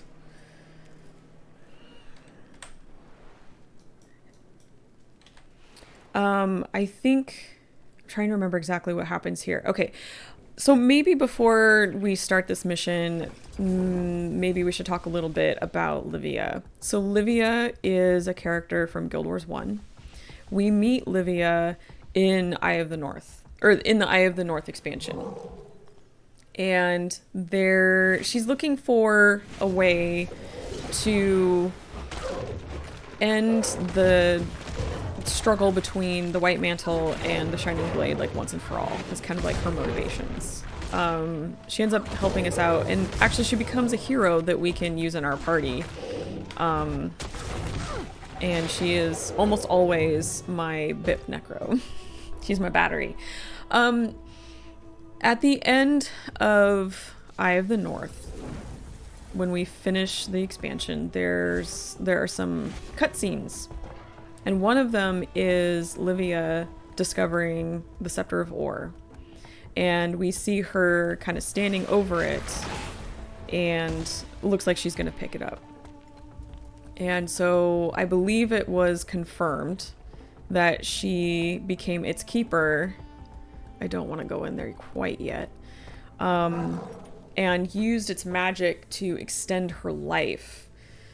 I imagine so she could continue to watch over it. Oh, sorry, my phone was going off there. So she has quite a lot of experience. Maybe not a lot, but she has some experience with the scepter. It was said in previous dialogue in, is it Janthir Wilds? No, Soto. She did end up losing it, and needed Isgarin's help to retrieve it from some bandits that she lost it to. And that is when Isgarin said, hey, I don't really like how you've been storing this thing. We're going to put it in the vault. So that's kind of how it ended up there. So she has experience with the scepter. She also has experience working with Countess Anise, because if we remember from Living Story 3, she and Anise were working together with the Shining Blade. So they have a working relationship, let's just say, that has been going on for quite a while. So I wanted to kind of go over that and kind of keep it in mind as we are going to now progress into the story, where we're going to see some interactions between the two of them. Alright. I'm pretty sure this is where we start seeing it. I think. Maybe. Yeah. We don't know the repercussions. Besides, we haven't exhausted all our options. My patience is exhausted. Anise, you've searched this isle up and down. Think of the repercussions if we don't act soon. I resent you putting me in this position. I'm moving us toward a solution. One we already have. It's been in your hands from the start. Rather curious that it's found its way back to your hands. Anise is wise not to take a thief at her word. Let's not. Difficult to steal what already belongs to you. Legavo belongs to no one. Legavo is its actual name. Controlling you. No. Quaint of you to assume me incapable of handling great power. Not that you would know anything about that. That's a good point. Olivia. Uncalled for. Cheap shots won't win you any favor. Quiet. All of you. Can't hear myself think. A voice of reason arrives. Wayfinder. Oh, the voice of talk reason. some sense into them. Yes, we are always the voice of reason. So, yeah, interesting that they're kind of like, you know, this is where I kind of started to feel, and maybe this was just me, I kind of started to feel that the writers here had a plan that they were trying to, no, let me rephrase, because it's Monday and I don't know what words are.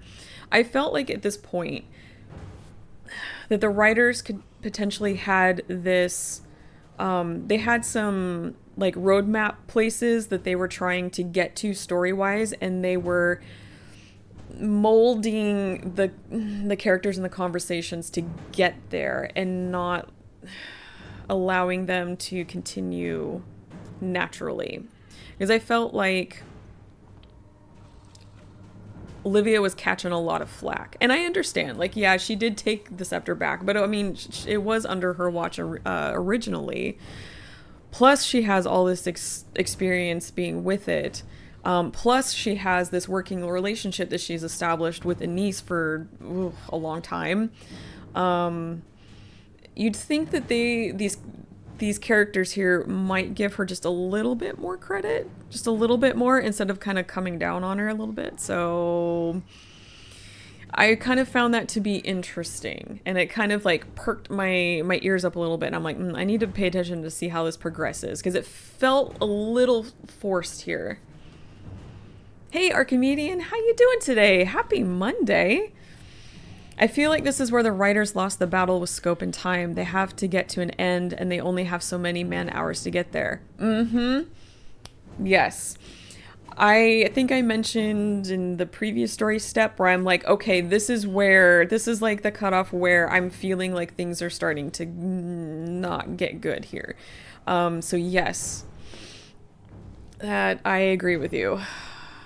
Okay, so we're presented with two options. We can either agree with Olivia's plan to use the scepter, or we can side with the wizards. The scepter's too dangerous.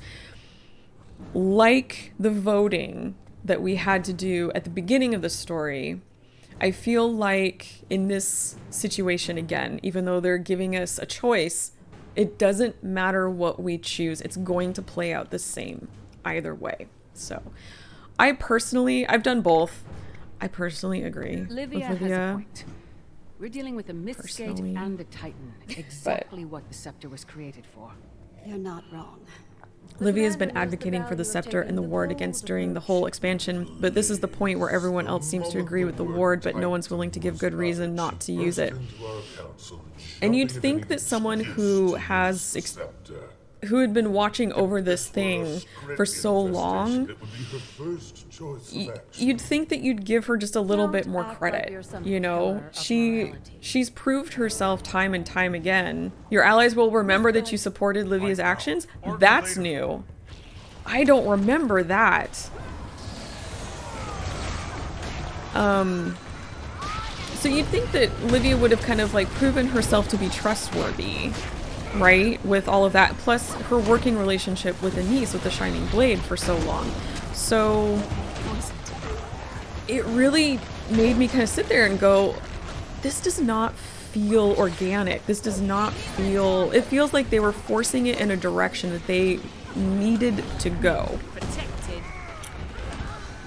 I hope that makes sense, because again, it's Monday. And I'm a little under the weather, so The scepter is likely you know.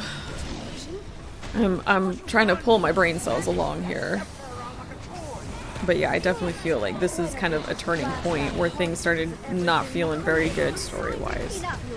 And again, I kind of mentioned that I felt some similarities structure-wise with Secrets of the Obscure, which led me to wonder, were these two created around the same time frame? Like maybe they started with Soto and then had like another team working almost in tandem with this one, maybe starting a little bit later. But then again, I don't know. I don't know what their production schedule is like. And I don't have access to that, so that's just speculation.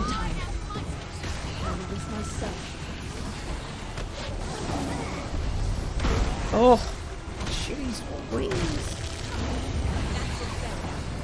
There's a lot. My eyeballs are trying to keep up with all of the tracking all of the movement here too.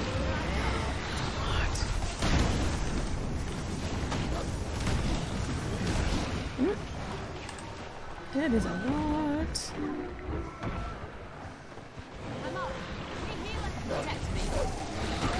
And, you know, I do want to say from, you know, someone who does writing, has done writing, has studied it, when you are planning out a story and you have this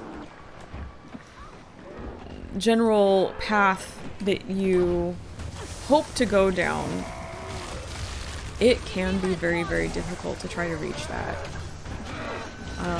Because sometimes when you're writing, things take a different turn, or you get other ideas. Or, in this case, I'm wondering if there are like multiple ideas from different people that you're having to like wrangle, you know? It can be difficult. It can be very difficult to try to get to where you're going. Sometimes it's okay to derail. It's from your path, especially if it improves the story, is what I was trying to say there. Where is Livia? She's right here. No, she's not. She's up there. Let's see. There are consequences. Understood. Could you give some examples? I'm willing to take you as an authority, but I want reasoning. Was that Archimedean? Was that in response to the notice that we got across the screen? Because I don't think there are going to be consequences unless they've changed something. There weren't any consequences for the vote choice at the beginning of the expansion. It didn't matter what you choose, or what you chose. The story was going to progress in the manner that they wanted to. I don't like that very much. Don't give me a choice. Like the magic that was keeping us out has don't make me jump through all those hoops and put work into it and put thought into it if it's just gonna go the way that you want it to go anyway. You know what I mean? For our use, I don't like that. It is safe. As for Livia, I'm not sure she's prepared. Oh no, there are consequences, but it's just a line of dialogue. Ah. Well, I mean, That, however, is her it's not a very serious consequence then. Doesn't feel like. If it's just a change in dialogue. That looks very interesting. Very stretchy. What am I looking at? What's left? Avanisos is the Titan. Or vice versa. The other three did seem to meld with their environments. Given how much time has passed, it appears the Titan and the city have become one and the same. Titan and the city became one and the same. What exactly were you planning to do about this? Livia! She's being attacked! I was talking about the way the ward talks about the scepter. Ah, okay, thank you for clearing that up. I appreciate it. We never get any idea what negative effects using it could have besides, well, it sunk ore, didn't it? You actually raise an excellent point. We don't get explanation as to what could it do that could harm us, Tyria, the situation, whatever. We just know that it can control the Titans and possibly control the undead. That's pretty much all we know. And that it could solve our problem. So again, not really consistent good writing there, in my personal opinion, because that is kind of need to know that. If it's so bad, why is it so bad? Why are we not using it? Why is it not a viable source?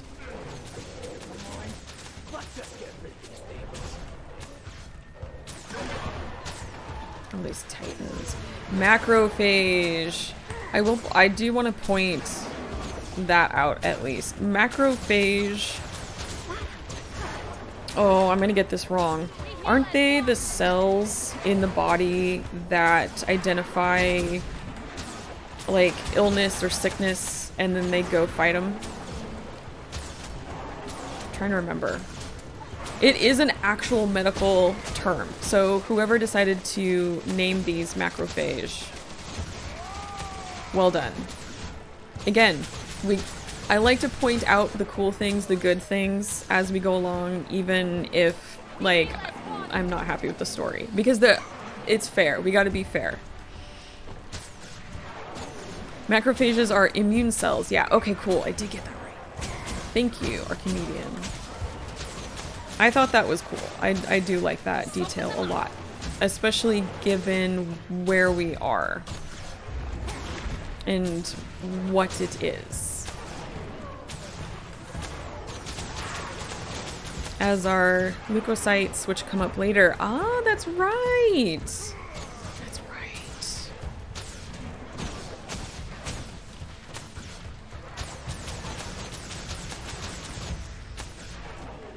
And these guys, these are just like the flame-looking goo. They don't have like an outer shell of anything like the Titans that we had seen before. They had their environmental armor. Let's call it that.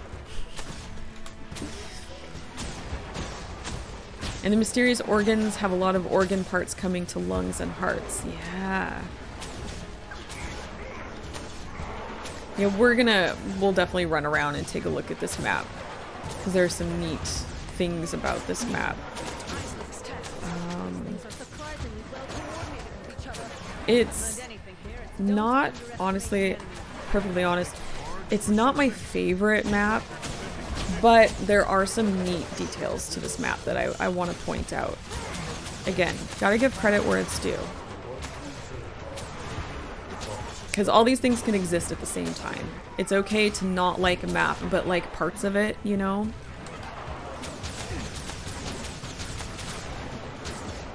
Unless it's that map that I don't like to speak of. That's a different story.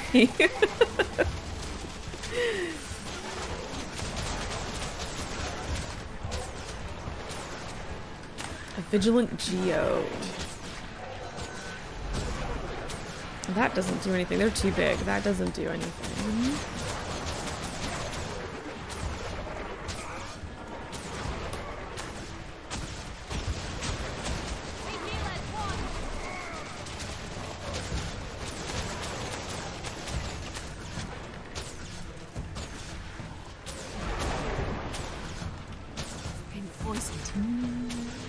A lot of macrophage to fight off. We're getting there. We have 12% left. Kind of curious, and this is just a little thing, this isn't a big thing at all, but I'm kind of curious why they wrote out percent and didn't just put a percentage sign. I'm curious as to the decision behind that. Again, not a big deal, just a curiosity.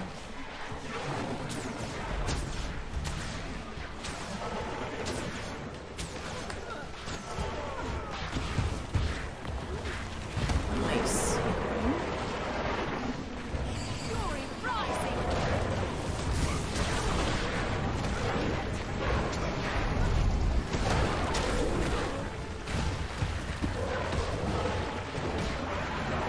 we go.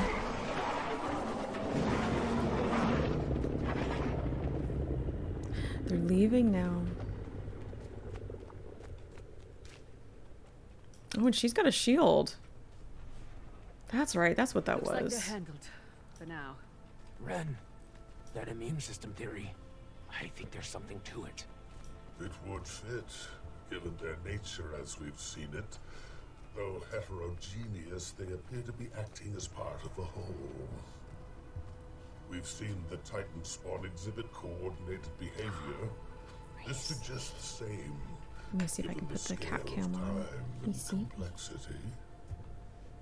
I'm sure they'll only get meaner the further we push into the city. We need to choose our actions Can deliberately. move the cat cam? And that goes double for you. Nope, not What's me. a camp doing here of all places? Don't try to distract. She's right. Look. How was this not destroyed in the wreckage? Unless... Actually, I'm gonna put him down here in the corner. 1 second, cat cam. Where chaos flourishes, the White Mantle are never far There we go. behind. So they did make it to Baba Nisos. And not all that long ago from the looks of it. Were they the ones behind all of this? The White Mantle made it to Can't Baba say for Nisos. sure yet, but I do We're agree theorizing. their presence was relatively recent and is generally rather damning. Come to think of it, I found some White Mantle journals a while back. They did mention making it to the Isles eventually. Why don't you start by searching the perimeter? I'll have a look around the camp. Okay. There's a lot of reading coming up.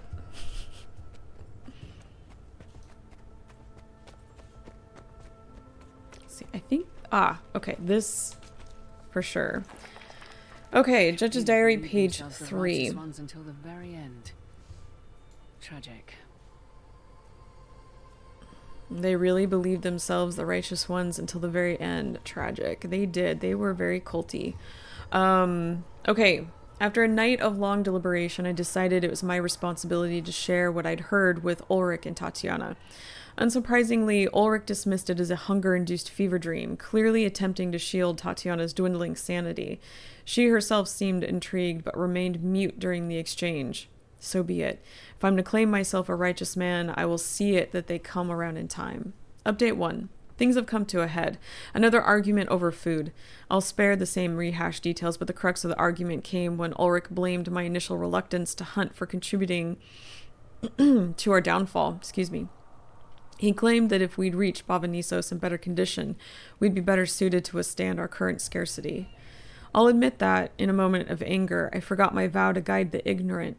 I shot back that, given his inability to withstand even the most minimal of worldly discomforts, he'd never be more than a mere bootlicker, and that his ill state wasn't so much hunger for food as hunger for the scraps of Codicus's validation. At that, Ulrich accused me of jealousy, going as far as to apologize for Codicus's dismissive treatment of me. The accusation was so wildly off base, I burst into a fit of laughter. He dubbed me out of my mind and stormed off into the night. Now as night descends, Tatiana and I retire in silence, save the occasional sound of pen on parchment from our respective tents. I have never known her to journal, but I have seen her write to Codicus. While Ulrich's devotion to him is a cry for validation, Tatiana's is a desperate plea to belong, one I can relate to. I thought the same when I joined the White Mantle, the difference being that I retained the ability to question, to think critically, and that is where our paths diverge. Can you think critically, though, if you're in a cult? I mean, can you truly think critically? Truly? That's a good question. Let's see. In my times of weakness, forgive me for my failures to treat the hubris of others not as curated malice, but consequence of ignorance. Like Saul himself embodied, none escape this life free of temptation from mortal folly, be it not a cause for shame, but a source from which understanding springs. Update 2. He calls upon me once more in the dead of night. My last hope left me here to rot. Please help me. Closer. Come closer. I must seek him. Our fates have become entwined. Something's talking to him. Archimedean says you can insist that you're thinking clearly and critically. It's also very helpful to be hungry and injured when thinking clearly like the writer. It's a fair point. It's a fair point. Okay. Looking for more... drawing. 3 titans. 3 white mantle. Can it really be that simple? Yes, it can. Actually, it can. And some of these are extras. I don't think we need to interact with them for the story. We've got a map. Oh, scrawled note. Judge's diary, page 4. In his mind. Or was the voice real? And if so, could it have been? I think I should have maybe gone the other way. Okay, so this is after the last page. The voice of fate calls upon me to see the journey of the unseen to eternal fruition. So with tomorrow's sun dawns a new era. Anointed by its rays, we venture forth 3 pilgrims whose destinies entwine to weave a transcendent tapestry of the divine. Ulrich returned. His lone communications with the wild rarely last long. He spoke little, and so we went on preparing a meager supper as if nothing had come to pass. We ate mostly in silence, that is, until the fire began to dwindle. Out of the dark, the voice called unto them, for it was they who had been chosen to realize the mission of the unseen ones. And thus it spoke to them, chosen 3, you are destined, seek the gate. As the sun dawns across the wilds, you shall hear my voice and I will be your guide. You who must open the gate, so fate has written it, so make it be. To think mere hours ago our vision was clouded by woes ephemeral. We are so close. Though I can't recall my last full meal, my mind has never felt so sated. Okay. Interesting. There's a scroll back here. Page 5. We hear him. Must have been them who opened the gate, or at least one acting alone. What became of them? Okay, so now we're theorizing that they opened the gate. We hear him, his voice is soft like moss, yet sound as the rock upon which it grows. Like a low hymn carried by the wind, it sings to us, beckons us forth, we must follow. The first steps toward the apocal end, fate has written it. It's only a matter of time now. So I think it's safe to assume that they were hearing these voices. They were writing this before they actually went through the gate. They had to open the gate and then come through. So they brought these texts with them. They wrote them outside. Okay, I know we've got... Here we go. Things were really not going well for them. Wonder what the city has in store for us. Okay. Now we're kind of going back a little bit. As I'd predicted, our limited food sources have worn down the other 2 far more quickly than myself.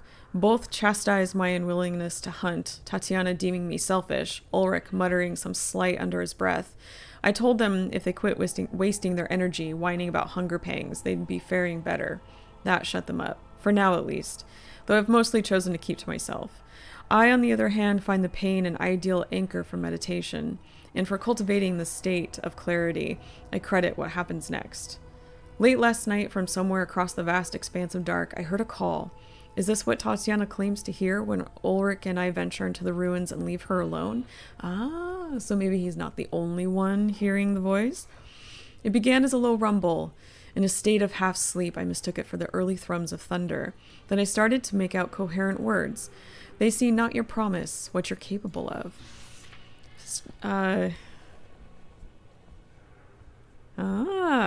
So Archimedean says, so my question is this, was it the Titan talking to them? Ghosts? Neither talk to us, though. That's a good point.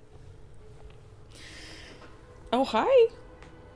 Someone is stretching out against my shins. Like some serious stretching. Stirring me fully awake, I decided to brave the night. I ventured out, trying to decipher the direction of their source, still unsure if they were dream or reality. As if to reassure me, the voice called out once more, "You're a righteous man. Please help me." Then silence, save for the hollowing wind. I lay awake the rest of the night, in something between a meditation and a stupor. Had I imagined it? Was this voice the product of an empty stomach? of a lone mind coloring in a blank chasm? Hi. No, it was real, clear as the toll of a lone bell across the abyss. You're a righteous man. I spent the night pondering the message and its source. As of now, I am unsure whether to share it with the others. It may be the last wound that drives Tatiana mad, and I'm unsure what lengths Ulrich would go to secure his mission to our false prophet. Interesting calling him a false prophet. Beyond this, they don't seem eager to indulge my company. But that's of no importance. My earliest memories onward have been a lone wade through life's flood.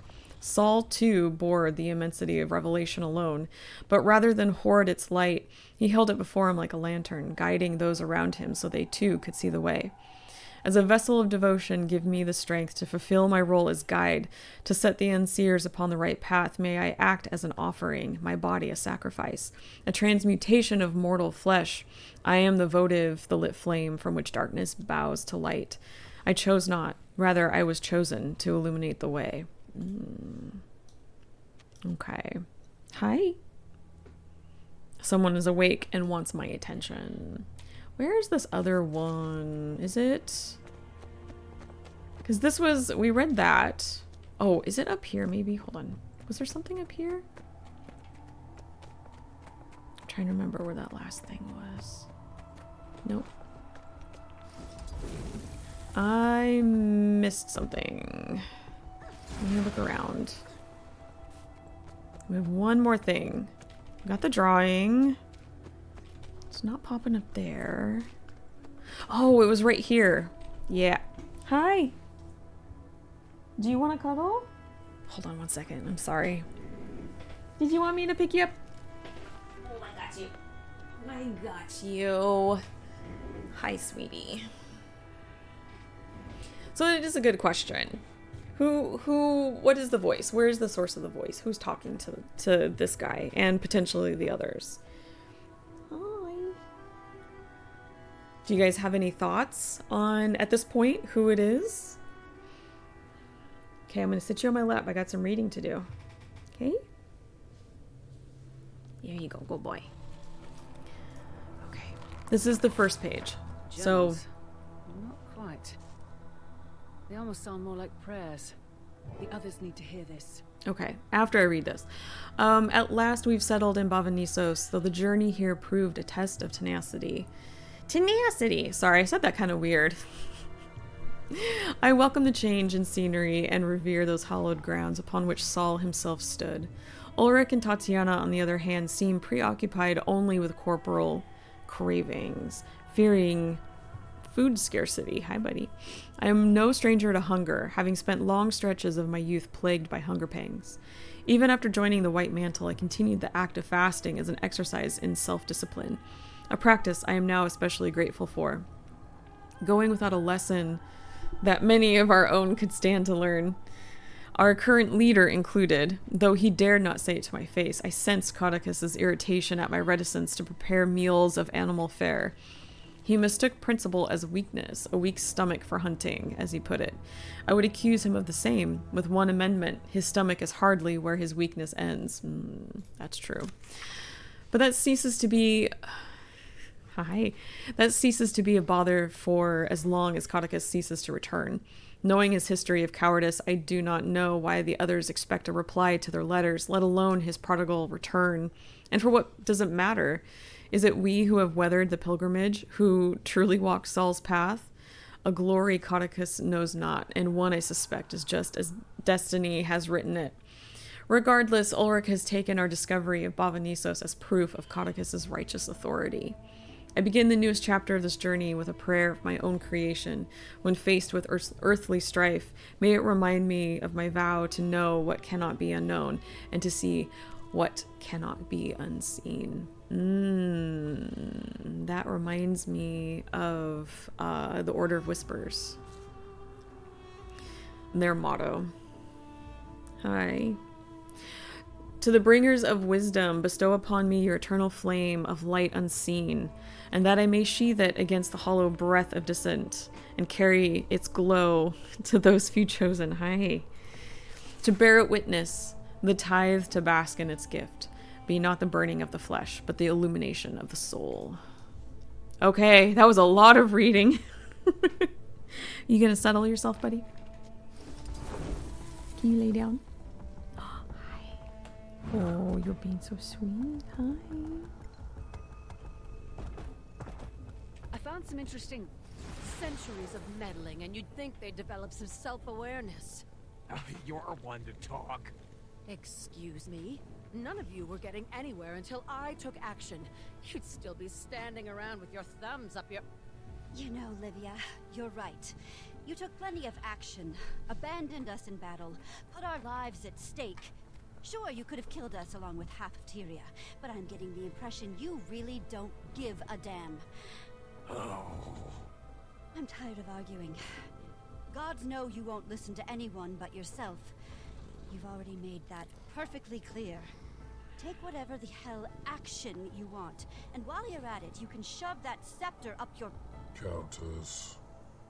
Go on. You have my blessing. Not that it means anything to you. Okay. Yeah, I still feel the same way. I really feel like that was just... If you sink this city, you better pray the scepter takes you. It's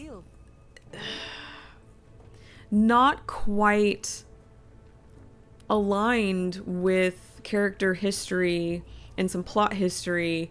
Like, I understand that Anissa's stressed out. She's got a lot on her plate. When has she not had a lot on her plate? You know, I know that, like, right now especially, it is a little heavier because of the Alliance, and she's having to, like,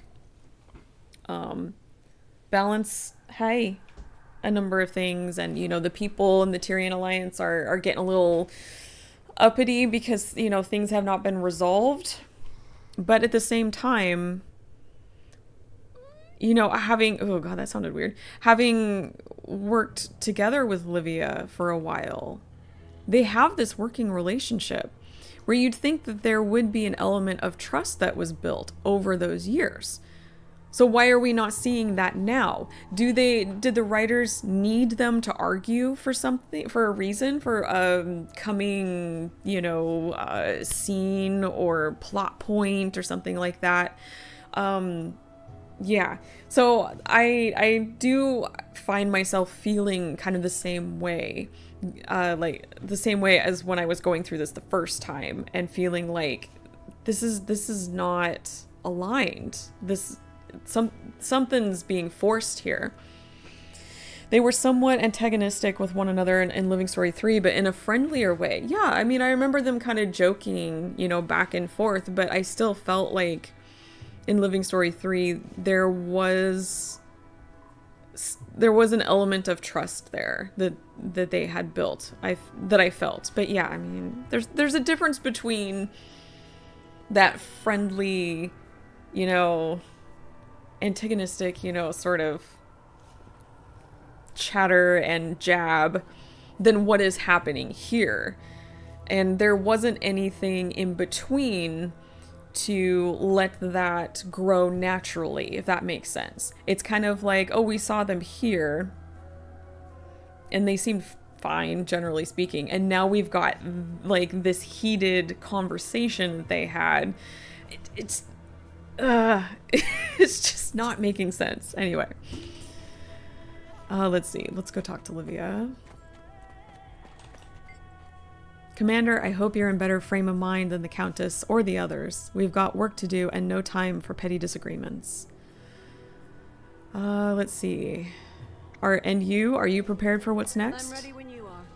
We'll give the others time to parse through your White Mantle findings and cool their tempers. I mean, I remember them like teasing each other like that before. You struck a nerve. And making little comments here and there, but in the end... As a girl, she broke a kid's nose after he dipped Jenna's braid in quill ink. She hit you know, hard, they too. seemed Well, fine. I thought he'd stop crying. Unfortunately, he was the Baron's kid. That took a while to smooth over. She's got the will of a Dolyak, and the stubbornness makes her good at what she does. Hard not to have faith in her. Sometimes she just needs a nudge to give her momentum. That's all I'm trying to do. Not sure if she sees it that way. I want to go over a couple of these comments here that Livia said. because I was kind of talking over some of them. So she's talking about Anise. And we say, I've never seen the Countess have an outburst like that. You struck a nerve. And Livia says that one's always had a temper. As a girl, she broke a kid's nose after he dipped Jenna's braid in quill ink. She hit hard too, never thought he'd stop crying. Unfortunately, he was the Baron's kid. That took a while to smooth over.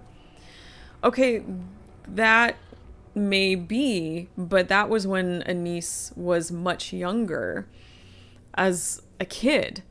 And so in that time, it's safe to assume, because of, you know, how we have seen Anise conduct herself over the years, that she has learned to not be so violent. she's learned to deal with that and to conduct herself in the manner of which her role requires. So I feel like that was written in here as an explanation of some sort, and though I don't really feel like this is a good explanation as to why she had this outburst. It's like, oh, when she was a kid, she used to have a temper, blah, blah, blah. Yeah, a number of adults when they were kids may have had tempers for one reason or another. Part of that is because you were kids and you were trying to figure stuff out, right? And then you grow up, you mature, and you learn that that's not exactly the best way to respond to certain situations, though I will argue that sometimes it is. You know, so I feel like this is like, it's attempting to be an explanation for that, but not doing a great job, in my personal opinion. Okay, I think I've seen and heard enough. What's next? Looks like it's just us for now, Commander. I'm in agreement on this whole immune system theory. If we can knock out parts of the whole, we'll have the advantage. The body is an interconnected system after all. As for the Mist Gate, it's sure to be heavily protected. Some simple divide and conquer and we'll have our in.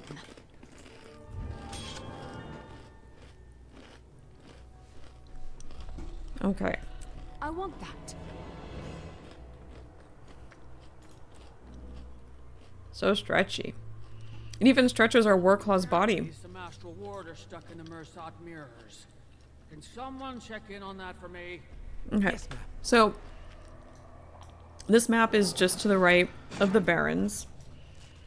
And it is in here. I think we'll take a little time maybe running around here just so we can get a nice good look at it. I really do like the theming in this particular map because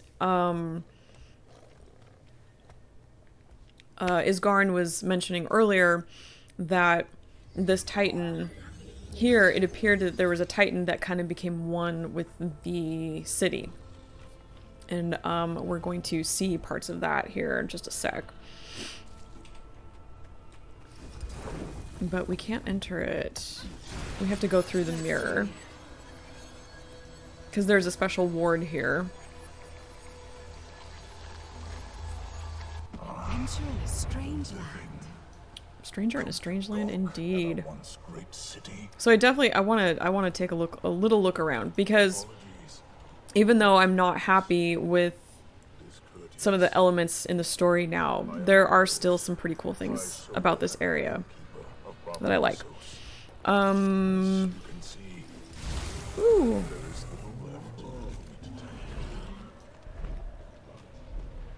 So I know that there are some events in here that are very that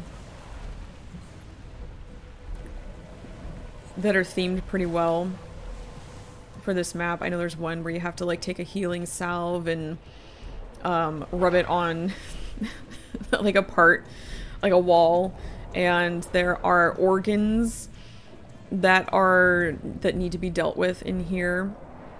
So it truly does feel like right here we're in the northern bronchial well.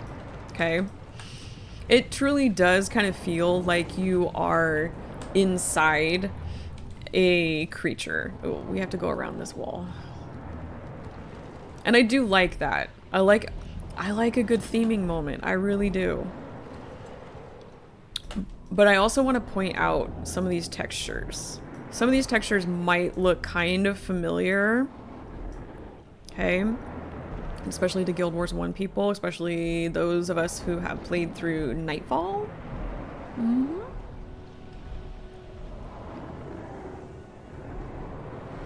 And I need to turn this up. But if you turn up your volume, and I'll try to talk kind of quiet, but if you turn it up,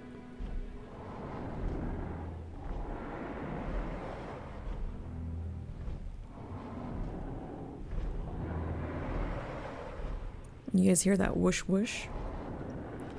It sounds like breathing. And I really, really like that detail. And especially we're in a bronchial well, which, you know, that's lung area. Do I need to turn around? Can I continue going this whole way?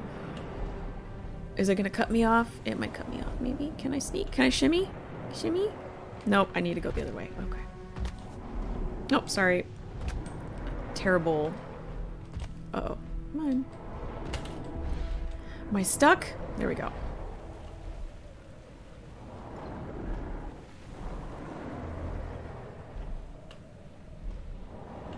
But yeah, so some of these textures, ooh, that looks wild. Ooh, look at that. That's cool. Some of these textures really reminded me of like Marganite and Nightfall, Domain of Anguish. Like really giving me those vibes. Oh, I'm gonna... Can I go all the way around? I haven't been back here in quite a while. And I was starting to get really excited. Because I had thoughts. And of course, I allowed myself to... to really swim in those expectations that I need to really temper sometimes. And I started thinking about the Foundry of Failed Creations, which is where the Titans are made. And we kind of talked about this in a previous stream. I was kind of talking about the Foundry and a little bit of its history. And I was really hoping that things might go that direction.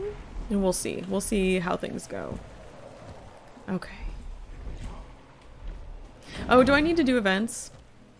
I wasn't paying attention to that. I should be doing events while I'm adventuring around, but look at this. Look how wild this is.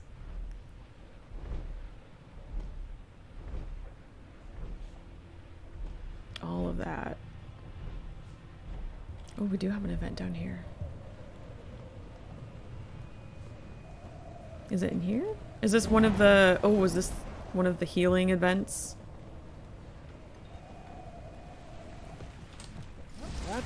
Can I at least get one in? Can't wait to see it all. Ooh, the central gullet. When I was a cub, that it did. Applying it to some key spots should do the job. Can I at least get one? Not only does the ball Okay, I got one. That's good. It's also surprisingly tasty. I don't think I'm gonna get a second one in. Do I get credit even for one? Okay, That take it. did it. Now I can get through. We've come here to kill this monster, but ended up giving it medicine. Funny to think about. Anyway, thank you for your help.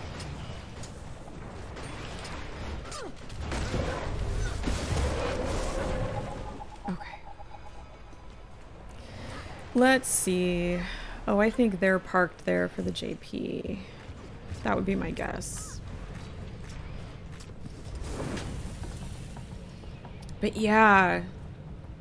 See, looking at these walls. And then, oh, also, there's... Hold on. I'm trying to remember where they're at.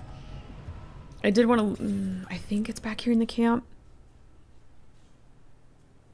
I think I'm remembering correctly. Oh god, I'll be so embarrassed if I'm not remembering correctly. And I will apologize if that is the case. I did remember correctly. Yeah, look at those eyes. Look at those eyeballs. So that feels very Abaddon-like from Guild Wars 1. Just saying. I saw these, and of course, I started getting excited. I was like, oh, are we gonna be like, are we getting into Abaddon territory? Or are we, you know, like, are we gonna be getting all into that? And are we gonna see some things, you know, potential characters or, you know, spawns of or something like that?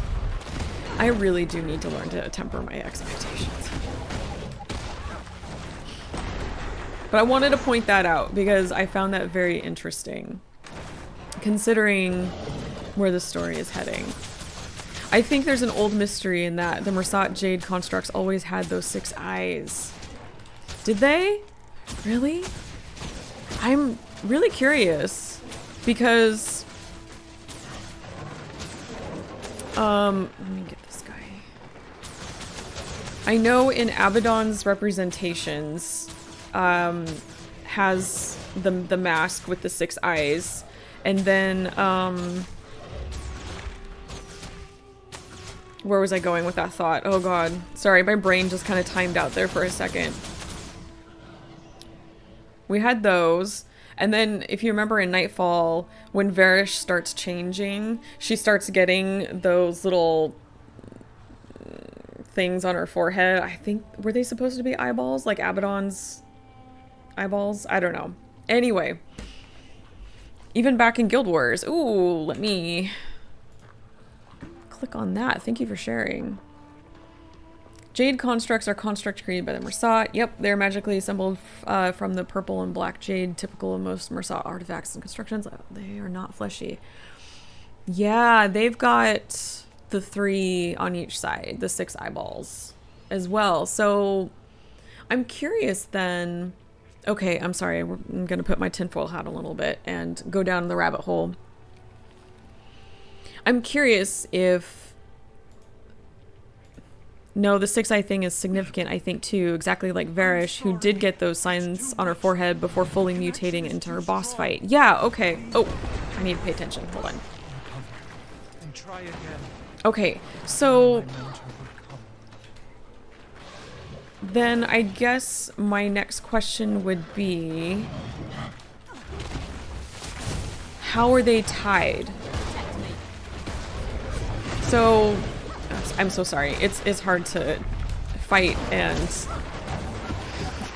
think at the same time. At least today, I'm struggling a little bit because I'm a little under the weather, and I already struggle with that. So let me get somewhere safe. Let me go back here while I wander down this rabbit hole a little bit. Okay. So, if they were constructed by the Mersat, where is the connection then to Abaddon? Is there... Because Abaddon has those eyes.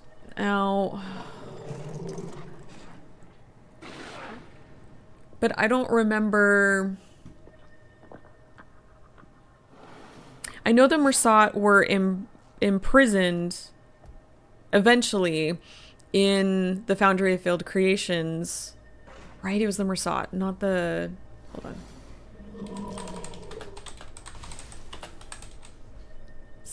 Hold on. Stay with me. No, it was a Marganite prison, but... no, it was the Forgotten. Okay, so that wasn't it. Oh, this is really gonna make me think now. If there is a tie. Or it was just a design choice they repeated. Oh, I'm gonna have to look into that a little later. Because, yeah, I would imagine that the 6-eye mask or face, it is significant. But if we're seeing it on, like, Abaddon stuff, we're seeing it on the constructs. Archimedean. The only thing I've got is that maybe the jade constructs were made out of the materials that drew out the power from the foundry. We got all those notes in Outer Bavanisos about using mist portals for power. True. That is true. Oh, that's gonna make me think. I'm gonna figure that one out. Maybe that is a question for devs? Let's see. Because now I want to know if there was a connection or if it was just a repeat design choice. At our once great city. Okay, where do I want to go? Where do I want to go?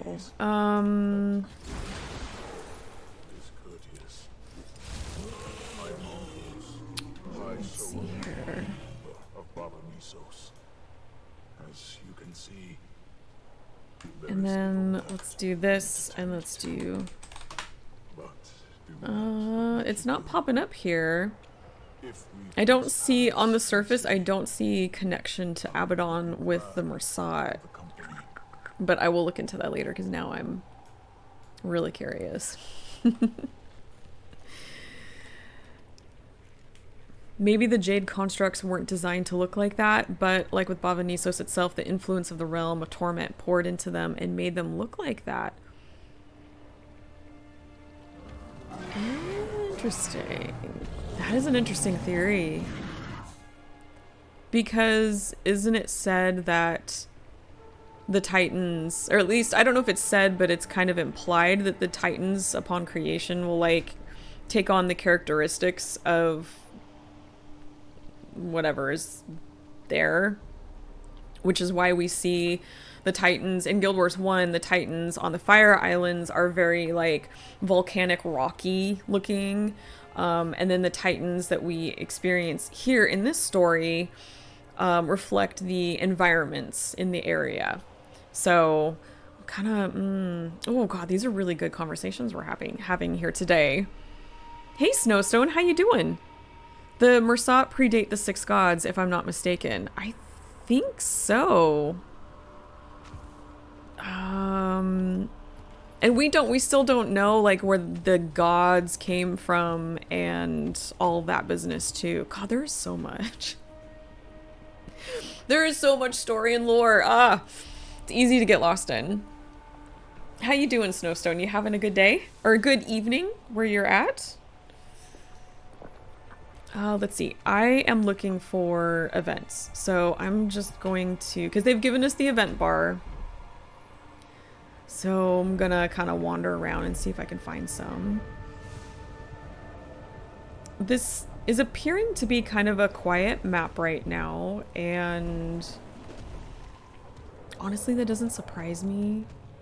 I don't feel like this map gets very populated. Unless, I don't know, there's a meta or, gosh, it was really populated before,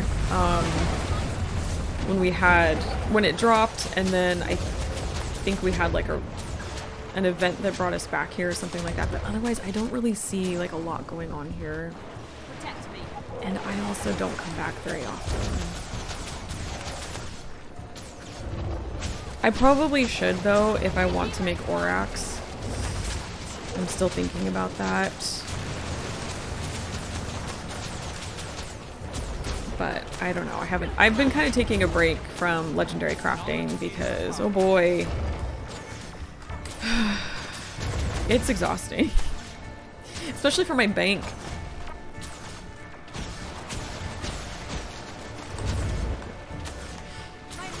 When the gods arrived in Tyria, the Forgotten Mersat and Seers already were there. That's true. That is right. And sometimes I forget the timeline. I forget that they were there. Let's see.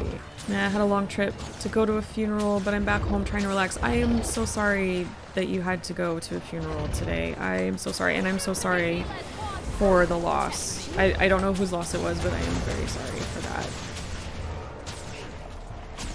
Definitely take that time, go easy on yourself. kick back and relax, because I understand how incredibly draining that type of event can be, you know, mentally, emotionally, and sometimes they can manifest physically as well. So take your time, relax, take care of yourself. I'm gonna follow this this tag because they seem to like know what they're doing, so I'm just gonna kind of go that way because I need to fill this bar and it's gonna take me a long time. What can you do though, right? Oh, we've got another medicinal thingy. Let's do that. We can do that.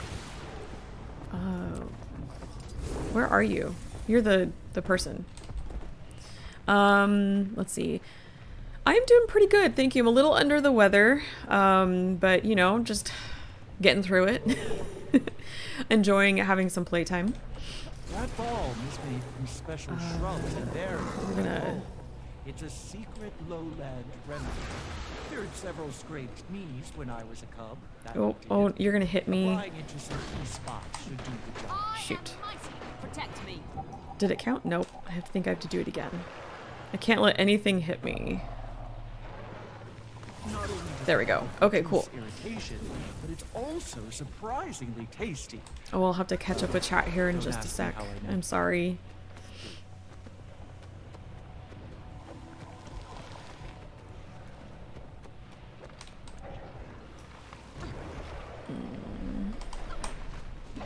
Protect me. Can you attack my pet instead? No, don't look at me. Don't look.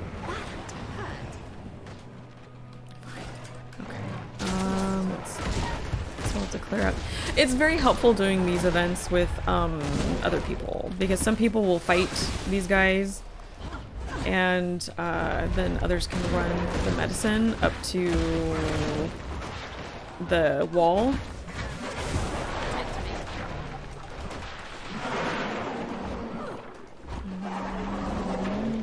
Okay, you do that. You fight. That balm is made from special shrubs and berries back home. It's a secret lowland remedy. Cured several scraped knees when I was a cub. That it did. Applying it to some I gotta key catch up spots here should do the job. on the chat. Did it hit me? Go to this one here.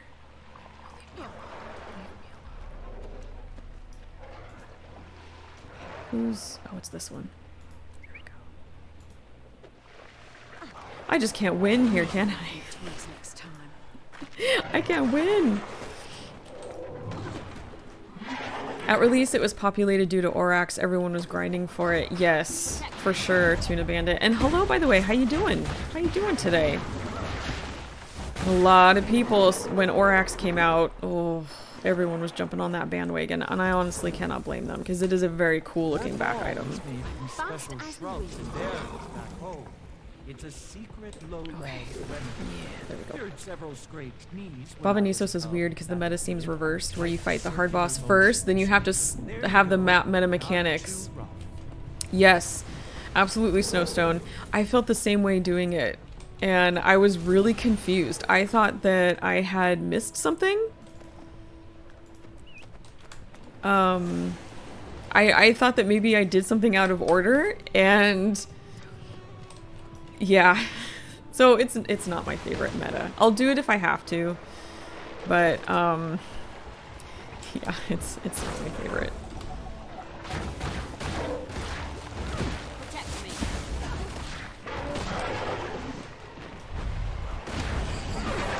I might go find a different event because I think this is going to be... This might be too difficult. There, you get that. Maybe I can get a couple more in. That balm is made from special shrubs and berries back home. It's a secret lowland remedy. Cured several scraped knees when I was a cub. That it did. Applying it to some key spots should do the job. Tight circular motions. There you go. Not too rough. I got 3. Is this thing not going to scale down because it's just me? Oh, there's a thing there. I only see people on this map for the champ farmer meta now. This map had me so excited as a concept, an ancient alien city being consumed into the body of a titan. Genuinely a bigger disappointment than Zaitan. Ooh, Archimedean. That is saying something. That is a very... Yeah, though honestly, I kind of agree with you a little bit. I'm not a huge... I like the idea of this map, like you said. I'm with you on that. And yeah, I just... That ball is made from special not super thrilled being in it. It's a secret The idea of something and then its functionality and putting it into practice can be two different things. I mean, the idea can be a really cool idea, but then, not too rough. you know, actually implementing it, and if you don't implement it very well, it can be a real letdown. And honestly, regarding Zaitan, that fight, yeah, it really could use an update, which is why... Oh, dang it. I'm really glad that at least with End of Dragons, that fight at the end, at least Zaitan got their moment then, you know? That was a much better fight in my opinion. Because it makes me sad Zaitan does not get the love that I feel it deserves. I love that creature design. I love Zaitan's creature design. Let me do it. Not only does the ball reduce Yes. temptation, Okay. it's also surprisingly tasty. I think they dropped the ball in the end of Janthir, especially after hinting at all the connections with Guild Wars 1 and the Mersat, connecting it to the Foundry. I was hoping for a bigger reveal and maybe more connections for the future. Don't get me wrong, I really enjoyed Janthir. I see where you're coming from, Snowstone, absolutely. I was talking a little earlier about my, oh, there's a thing up here now. My expectations when they started saying certain things and connecting it more to Guild Wars 1 and talking about Titans and the door and knowing where Titans come from and all that fun stuff. Yeah. We'll talk a little bit more about it as the story progresses and we get to the end, but I will say generally, I will say that I feel like this story followed a similar format to Secrets of the Obscure. But it's also surprisingly tasty. We gotta get a couple more in. This wonderful person over here is... Ooh, can I maybe go... Wait for that AoE to come down. This person is fighting the Titans here.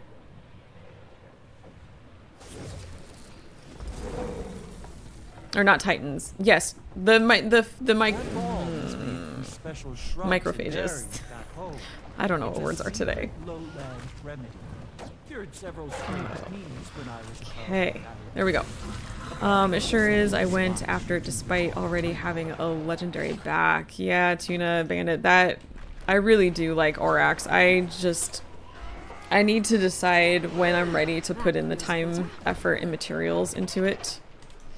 Because it's a lot. And also how much time I'm willing to spend in these maps. That is another factor. Minute and a half.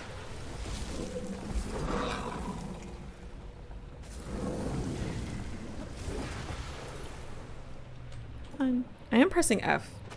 There we go. Oh, okay. Wait.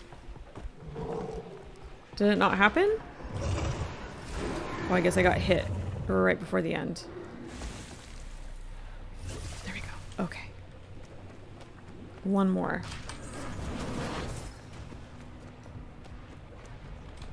That balm is made from special shrubs and berries back home. It's a secret low-level remedy. Cured several stray fleas when I was... I'll get this last one in. Applying it to some key spots should do the job. Tight Yes. circular motion. Excellent. Good There you work. go. Not too rough. Come back here for a second so I can keep catching up with chat. I'm so sorry. I'm still hopeful that it's all building to something with the story hints, and Janthir's first 3 maps are some of my favorite in the game. I actually just finished getting the mini Bog Queen and Branch of the Pale Tree from the Janthir Quartermaster thing. The maps are still fun for me, even after all that grinding. Congratulations! That's awesome, Archimedian. And I agree with you. Like, I really... You guys heard me gush. I really love the first 2 maps, especially the first one. Like, they're so cozy. I'm a little biased, too, because they kind of look like home. Like, I love all of the trees and everything, and just the lush greenery, and just, yeah, I love them. They're very cozy. So there are things about this expansion, what was I going to say? I don't know, that I really do enjoy. And I want to point those out, because it's not fair to sit here and point out all of the things I didn't like when all these other cool things that I like exist. So I try to be fair about that. Okay. The foot... That was just my humidifier. The foot requirements are insane, to be honest. Ooh. What the requirements for Orax, Tuna Bandit? Foot requirements? I was expecting more connections in general to Guild Wars 1. I think it was one of the reasons it took me like 3 tries to get into Guild Wars 2. I'm really enjoying it now, but it did take a while to get into it. That's totally fair.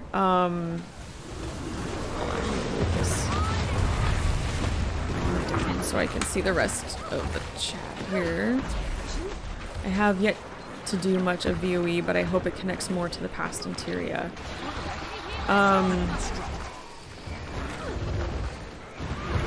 Make sure I get those hits in. I wanted to make sure I got credit for that, because my goodness, it's going to take us a while to get through this bar. In the past, they haven't done a whole lot of connection to Guild Wars 1. I'm not sure why. But I'm glad that they're doing it now, just because these games don't exist individually. They exist in the same world. So it is nice that at least now they're bringing connections into Guild Wars 1. I'm hoping that they're realizing... Do I need to go up? Up and over? I'm hoping that they're realizing that people like that. And like keeping that cohesion, continuity. Is it down? Down.